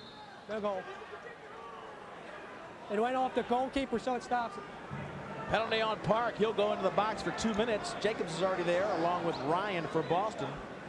Rich Tamburino, head referee, and Dietrich has played a tough game, but they are really, all these shots in his face are starting to wear him down. Pete Park goes in with Jacobs. Not only do you have 2 guys in the penalty box for Rochester, but you have 2 of your best scorers. So with Paul Gate hurt, Jacobs in the box, Park in the box, Dietrich getting worn down. It doesn't look good for the hometown Nighthawks. Blanchard, Dowling. We've got a 4-on-3 now. Dowling initiates right in the middle to Randy down. He gets it to the right-handed shooter. And finally picked up by Reggie Thorpe, the great All-American defenseman from Syracuse. Timmy Sudan can't get enough speed to get by Blanchard. Hold call on Blanchard. Sudan will get possession. It gives Boston the slow transition here of getting the ball back. Gives Boston time to get in possession. Watch out, Rex Lyons. Beautiful to the back door. Off the pipe, they're giving it back to Boston, and that shot taken on the backside by Jacobs. That's the end of the third quarter play. Third quarter comes to an end. It was all Boston. They increased their lead to 5 goals, 9-4. It looks like an impossible job. Can Paul Gate overcome the injury and put his Hawks back in it?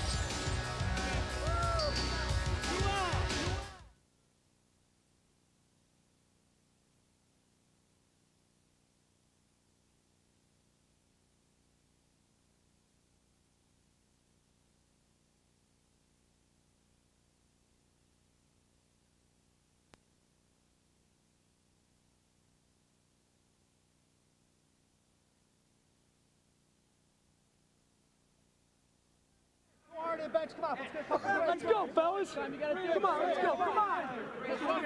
Hawks on 3. 1, 2, 3. Hawks. Come on, fellas. Okay, keep your men on the outside. No fouls. If we don't foul them, we win the game.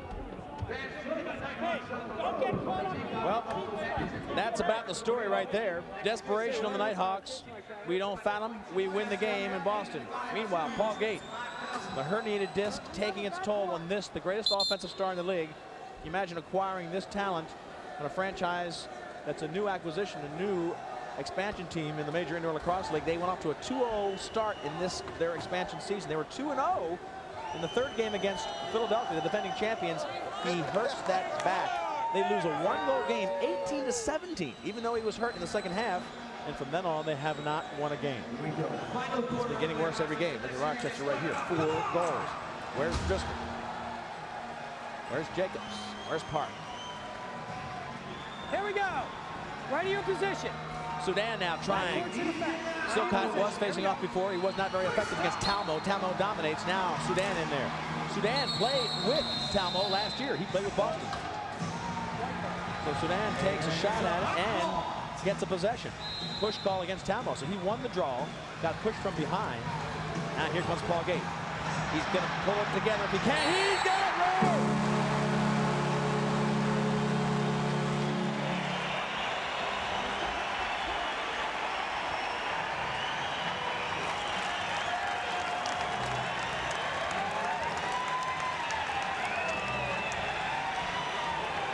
Paul Gate's in obvious pain. If the miracle's going to happen, it's going to start here. He comes flying in obvious pain because of the back injury and finally gets a shot that finds the mark. He's been talking about not his back injury, but his stick. His accuracy has been off because of the back pain. That one looked like Paul Gate of old.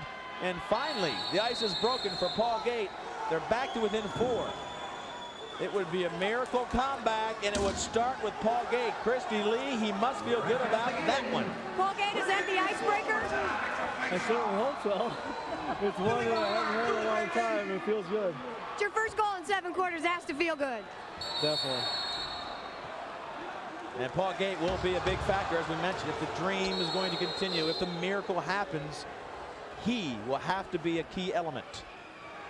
Meanwhile, Park still in the penalty box for the Knighthawks. So that was actually a shorthanded goal. Park is in the box for about 25 more seconds. They start this power play from behind, work it out to Randy Frazier, now to Carmine. Good ball movement, finally find the shot, but Driscoll, or rather Dietrich, just gobbles it up.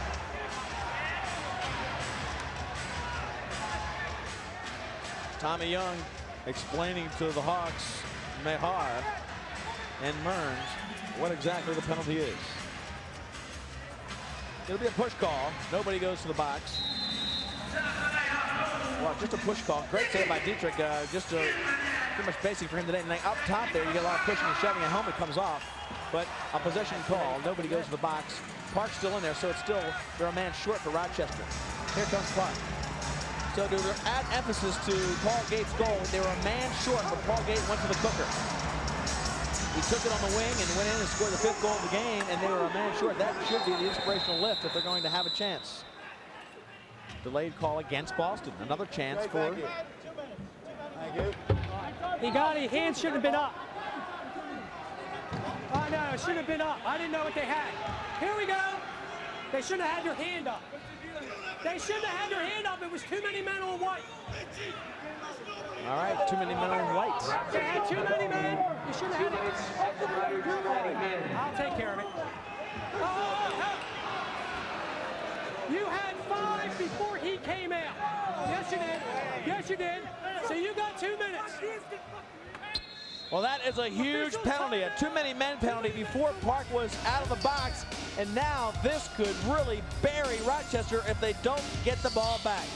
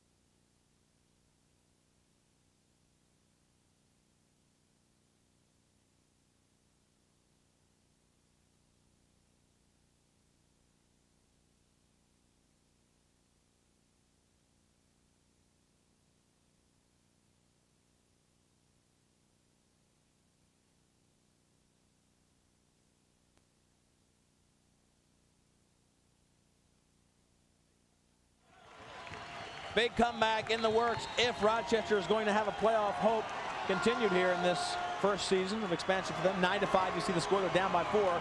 They are also facing a short-handed situation.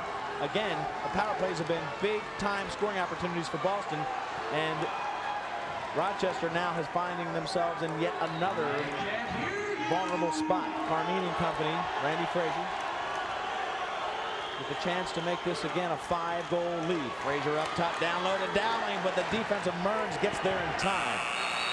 Shot clock violation. That's exactly what they needed to first push away this chance. Last time they were shorthanded, Paul Gate took it right to the hoop, and he found rope. Here again, watch out, Paul gets decked by Carmine. Paul Gate trying to do it all. Comes up, he's open. Paul Gate coming in the back door. Here he comes, gets the ball, he can't collect it, it's loose.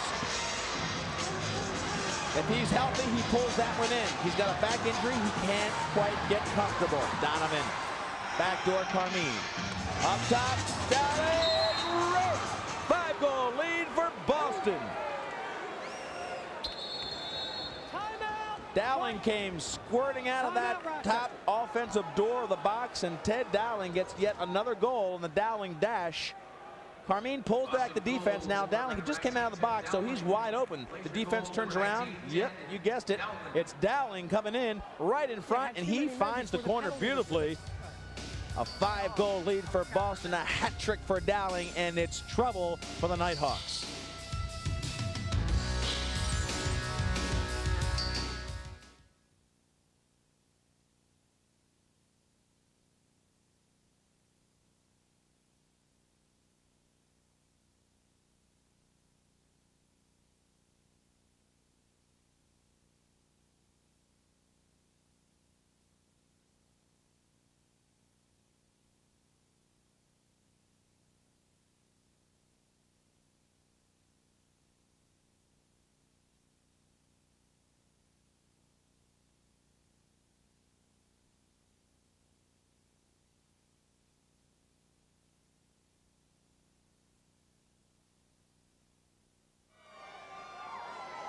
A lot of the fan base here in Rochester just crazy about these Knighthawks. This place is jam-packed, almost 8,000. That fills up the War Memorial Auditorium in Rochester.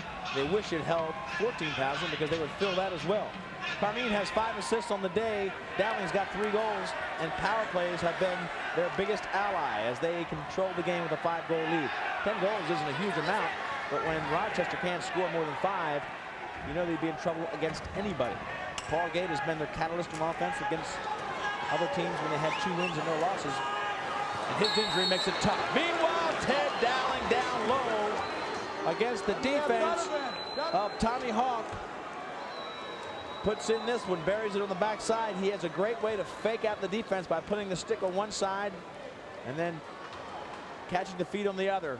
Dowling right now is back to the left, waiting for the ball. Watch how they find him. First it goes to Chanachuk. Backdoor. Dowling just buries it against Hawk. Hawk is saying he's in the crease. Again, starts with tap down to Chanachuk, and then he goes all the way across to Dowling, who just redirects it past Dietrich. Dowling is having a great night. 4 goals, 6-goal lead. Quentin Kesnick, that sideline has got to be pretty happy.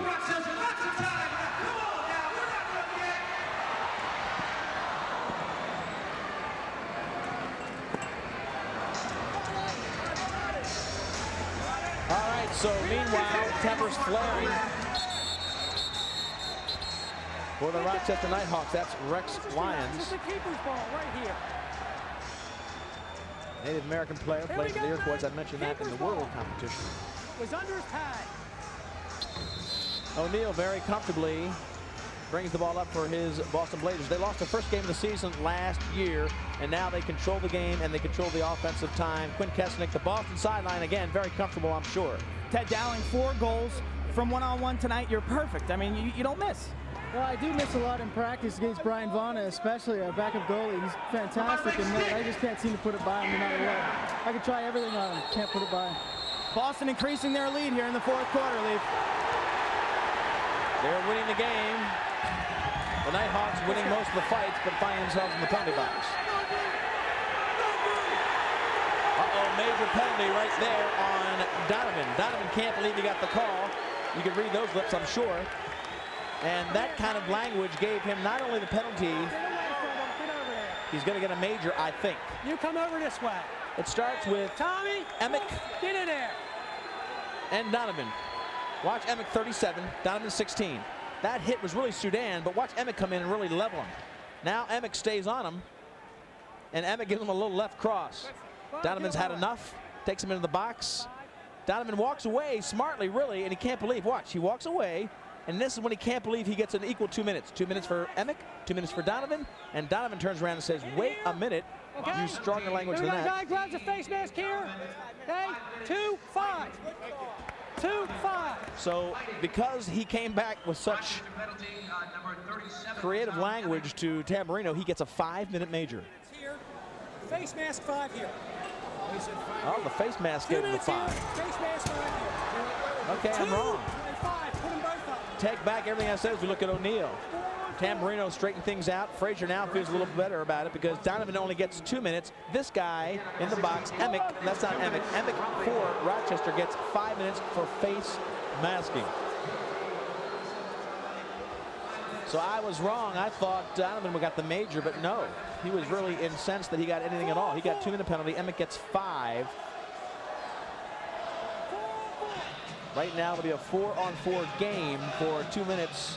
And then for 3 more minutes, Boston will not only have the lead by 6 goals, they'll have a man advantage. Paul Gates on the field. 5 minutes of major. We got a major and a minor. It's our ball. Major, minor. It's our ball. This way. Tommy, it's 4-on-4. It's white ball. Let me hear all you guys out there. All you guys make some noise. In this lane, it's lesser penalties on. Ball. All right. A little bit of a head game.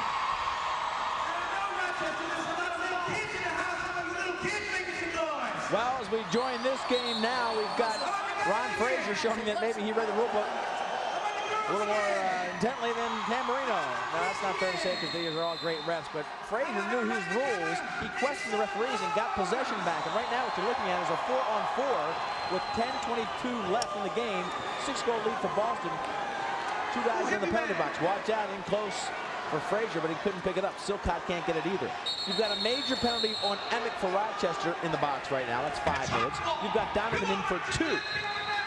So teams playing even strength 4 against 4. Boston with the big 6-goal lead. Paul Gates can't get loose of the defense. Robinson just ragging him everywhere. They pick and roll for him. Now he's open. They couldn't get it inside. Picked up out front by Sudan. Wow, good cut. Punt, shoot. Good save by O'Neal. Or that was Driscoll. You got 2 minutes. Go ahead, get in the box. Well, the defense of Robinson on Gate was aggressive and finally cost him 2 minutes. Everybody holds. Paul Gate exploded across the crease, and the feed was coming to him. It was picked up by Sudan in front of him. Paul Gate scored the last goal in a shorthanded situation for Rochester, but there's been very little scoring for the Knighthawks, and not nearly enough to win this game. 4 against 3. Up to Paul. Back door, they don't have enough angle. Pete Park redirects it, but he wasn't even in position to get any angle. Paul Gate again to Park. Back door this time, up top of the ball. Roll!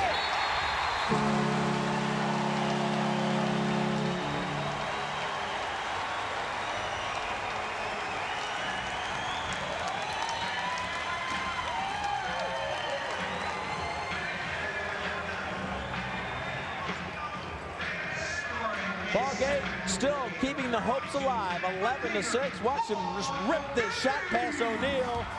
They've got 9:33 left for the dream to happen.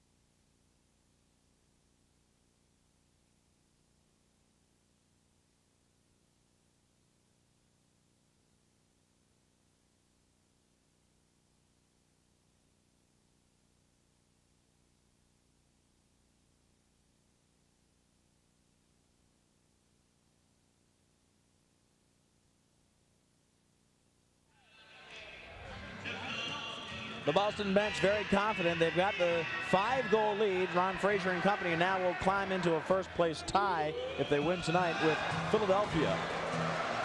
What a dream season for this team. They'll be 5-1 with 2 games left, both against New York, the 0-5 team.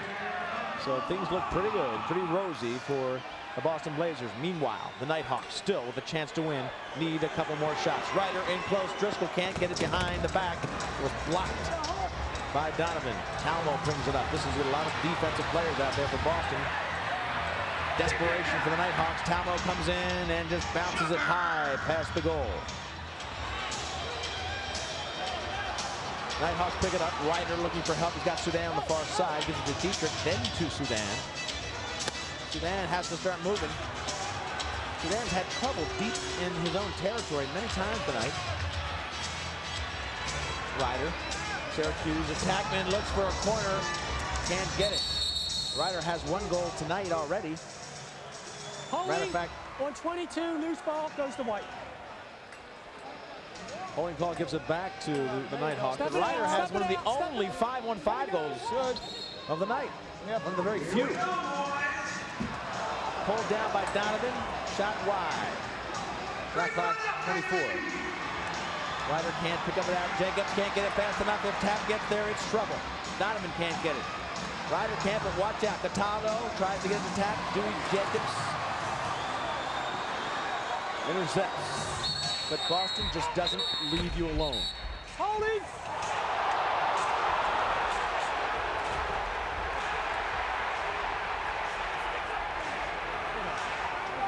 He fouled. Get over here. You see Rochester making a personal war. Emick has come out of the box. Get out of here. You got to go get it fixed. You're out of here. Get out. Get out. Get off the court. That's out of control. Tommy Emick. Get away or you're going to go. As really came out of the box. It's really Emick's fault, 37, if you ask me, in my humble opinion. He came out of the box, really, and got hit with a stick. It wasn't an aggressive check. It was, you know, he came out of the box and grabbed the other guy.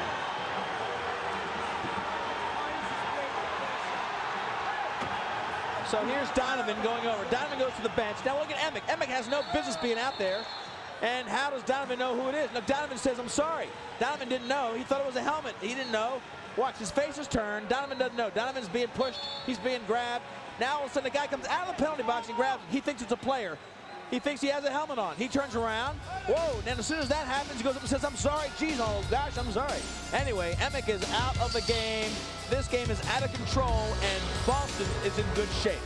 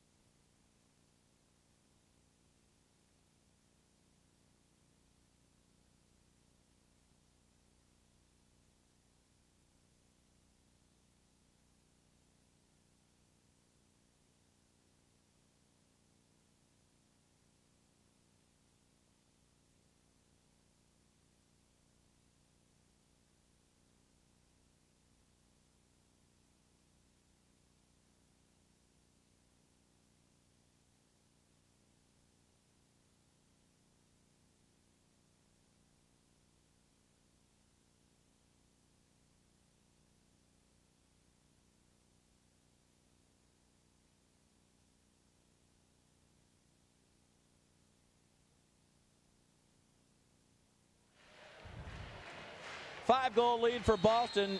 You can see the time left in the game, 7 minutes. They've got also a 5-on-4 advantage now with Emick back on the field. He was off with an injury that he got in the penalty box of all places. He was cut in the head. And Emick is back out here. Emick is a local hero, but let's focus on the game right now because the Nighthawks have to get possession and shots, and they are playing a man short. It'll be possession to the Nighthawks. Tommy Emick played at RIT. Launch up on the offensive end. O'Neal makes the shoulder save. I just want to let you know that Tommy Emick is an emotional hero for the local folks who played at RIT. He was a great player. They don't want him out of the game. Rodney tap, backdoor, watch him go. Backside, can't collect. Here come the Nighthawks. Burns. Moving pick. Right here. Moving pick, green ball. Moving pick call. It'll be Boston ball. Christy Lee. It must be desperation time down on the Nighthawks bench. Well, I'll tell you, this is such a critical game for this Rochester Knighthawks club. They have to win. It's got playoff implications. I just talked to Peter Crawford, the assistant coach, and when something like this happens with Tom Emick, is it hard to regain control of your team? And he said, honestly, Christy, yes. So they're playing with a lot of emotion right now, Lee. And of course, again, Emick is the local hero, so he is really fired up, and you don't want him out of the game playing at RIT just outside of town. They now lose the ball to Silcott. Silcott gets racked, and the ball back on the surface because of Blanchard's check. Hold call against Blanchard. 6:26 left, a 5-goal lead. It's not mathematically impossible, but highly improbable. Watch Robinson play Gate, number 7 on 22, as Frazier looks on. Gate is to the near side, and he can't get possession because Robinson is shadowing him. Driscoll comes inside, ball loose, picked up, watch out. Gate's the only one that can catch him. Can Gate run fast enough? I don't know. Here comes Frazier. Paul Gate is splitting the 2 men. Frazier gets to the back door. Dowling looking for a rope. No, he uses the clock. He knows the clock is their ally, so he pulls back. Smart play. They reset here. They only have 4 players out there, finally now 5. Dowling knew they had a 5-on-4 for another 20 seconds. But they only had 4 players out. Cronin wasn't out there. He finally runs out. They'll have time for a shot. Dietrich just bounces it off his knee pad. Good headed play by Dowling, who has a lot of goals. Paul Gate at the War Memorial doing it all himself. Mugged by 3 players, no penalty at top. And O'Neal with a big shoulder save. It'll be a 2-minute penalty against one of the 3 people that were absolutely tackling Paul Gate. O'Neal has been sensational. 5-goal lead, 5 minutes left.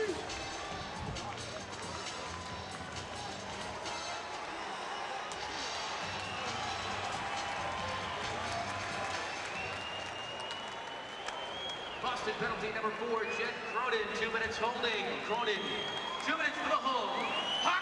5.5 minutes left at the War Memorial Auditorium in Rochester. Boston with a big lead. And now Rochester with one of the few chances to get some offense going. They'll have a 5-on-4. They have spent a lot of this 4th quarter a man short because of the 5-minute major on Tom Emick. But now they are 5 against 4. And that is part of the problem with Paul Gate. His stick is just not what it normally is because of all the attention he's giving his back. He's not comfortable. He's not focused on the stick and ball. He's focused on that hurt back, and he's stiff up top to Paul. Paul Gate comes in, takes a shot that bounces off. He can't even chase it.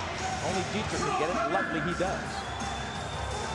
Lions. They didn't have Paul Gate up there at the top. They tried to get that one in because of the shot clock, and the Nighthawks lose possession on a desperation kind of power play. They put Paul Gate back at the top, the point of the power play, and he really isn't equipped physically to handle it right now.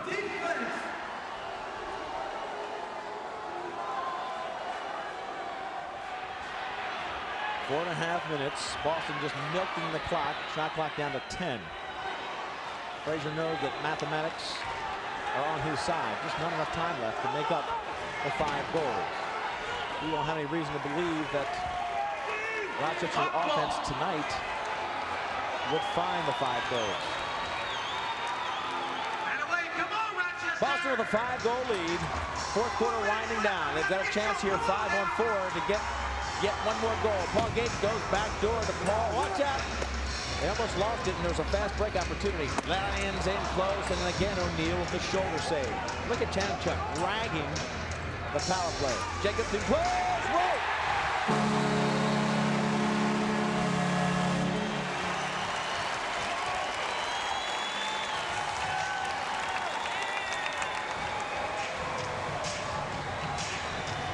The script of the night, Jacobs gets yet another power play goal. Most of the goals tonight have been power plays. Lyons is open, but no, it's Jacobs coming across and then finally beating O'Neal for goal number 7.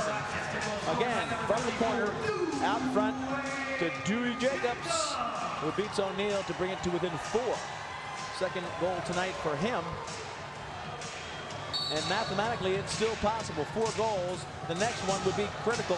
And Christy Lee, Dewey Jacobs is coming up big when he has to. Dwayne, that was a big goal for you. You still have some time. Yeah, we got a bit of time. We got to get a couple quick goals, though, if we're going to make a run at it. Just got to plug away, I guess, and go hard right till the end, see what happens. Dwayne Jacobs. And Chris, you can tell the lack of emotion in Dewey Jacobs, that team a little deflated, knowing that the prospects are really dim for them to make the playoffs. Coming out of this loss, they'll be 2-4, and they've got 2 games left, both with Buffalo. A regional rivalry for this expansion team, but Buffalo has been in the championship the last 3 years. Buffalo is fighting for a playoff spot, and Buffalo will be very tough to beat. That's Tommy Emick, local hero from RIT, who got that 5-minute major. Didn't help his team at all, but got the crowd a little fired up. First guy that I've ever seen. If he gets the 10 minutes of personal foul, tell him you got to let me know. If anybody gets the 10 minutes of personal foul. All right, so this is 2-minute more on Tommy Emick. Emick gets 2 more minutes. If he gets 10, he's out of the game. 3 more minutes left. Boston controls.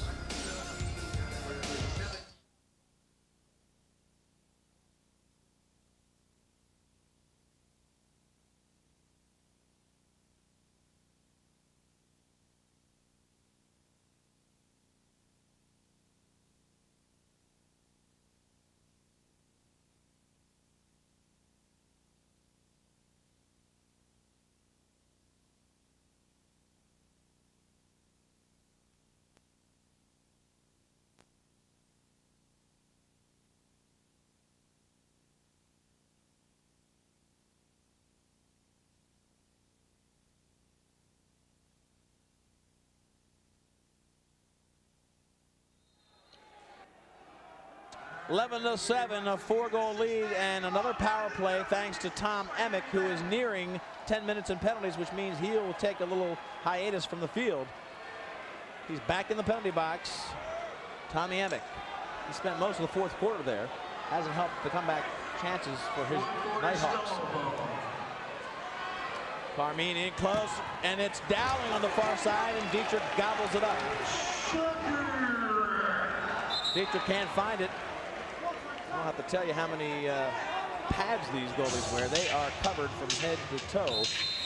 Here we go, Rochester. Come on now. Shots coming about 100 miles an hour. Solid rubber ball. It can hurt. They are fully protected. Timmy Sudan ragged by 2 Boston players who are looking fit. We talked about the conditioning and showing right here. Boston running at almost full strength, full speed, and the Knighthawks showing a little bit of wear and tear. Timmy Sudan comes down as the fresh legs come on. Dowling and company. 2 minutes left, 4-goal lead, and they are yet in another power play situation. Dowling goes behind as they reset a different play. Carmine calling out. 10 seconds left. They've got Dowling down behind the goal. Carmine cuts through. Frazier now wide open up top, and here comes the shot from up top. Whoa, Blanchard rocket. And he didn't hit the goal, so he loses possession on a shot clock violation. Robinson comes in to try to find Paul Gate back there. Peter Park.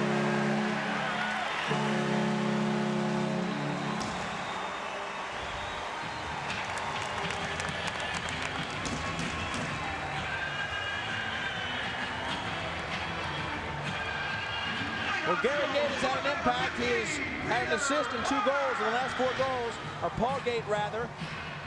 And that time he finds Peter Park at the back door.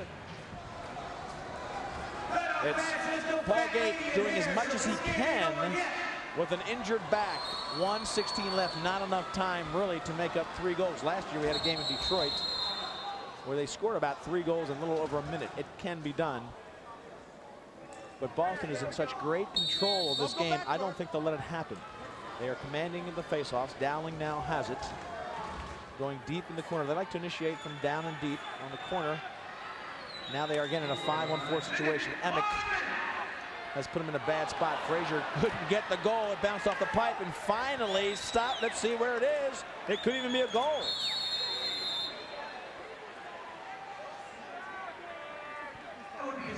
Dietrich covered him up. Here comes Paul Gate running over people and finally defense. The ball comes out.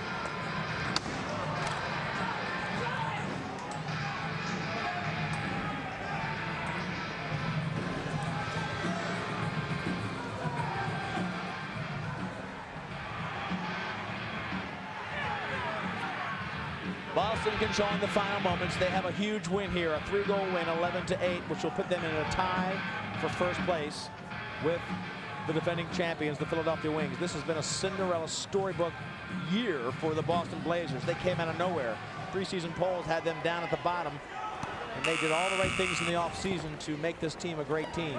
Primarily, they got the great finisher, Ted Dowling, from Detroit, a franchise that no longer is in existence in the Major Indoor Lacrosse League. So that's the end of the game. The clock winds down. A 3-goal win for the Boston Blazers when they didn't have to get a win. They beat a desperation attempt by Rochester to get themselves in playoff position. Rochester can still do it, but they're going to have to sweep Buffalo in their final 2 games. Very, very, very tough order. Marty O'Neill, huge game. And again, Boston showing that they have perfect control on their way to the playoffs.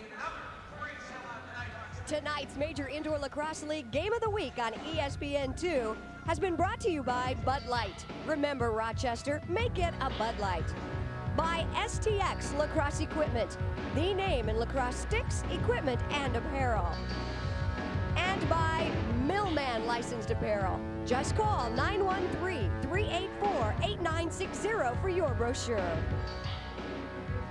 Quint Kesnick here with Tom Carmine. Tom, 8 assists out of the 11 Boston goals. You got to be happy with that effort. Yeah, I guess I am. I wasn't shooting too well, so I had to go to something else, I suppose. Teddy was putting them home like nobody's business, and Charlie was shooting really well, and Randy as well, so they helped a lot. A well-balanced effort for the Boston Blazers offense. Back to Leaf upstairs. All right, Quint, Tommy Carmine showing why he is the catalyst of that team. Great assist leader, but power plays were the story tonight. Most of the goals for both teams coming on power plays. Boston doing a better job of it. Paul Gate not able to overcome his injury. As we look at Paul Gate, the greatest scorer in this league history, but he is a hurt individual right now. For Christy Lee and Quint Kesnick, I'm Lee Felsmo. The final score, it's Boston 11, Rochester 8.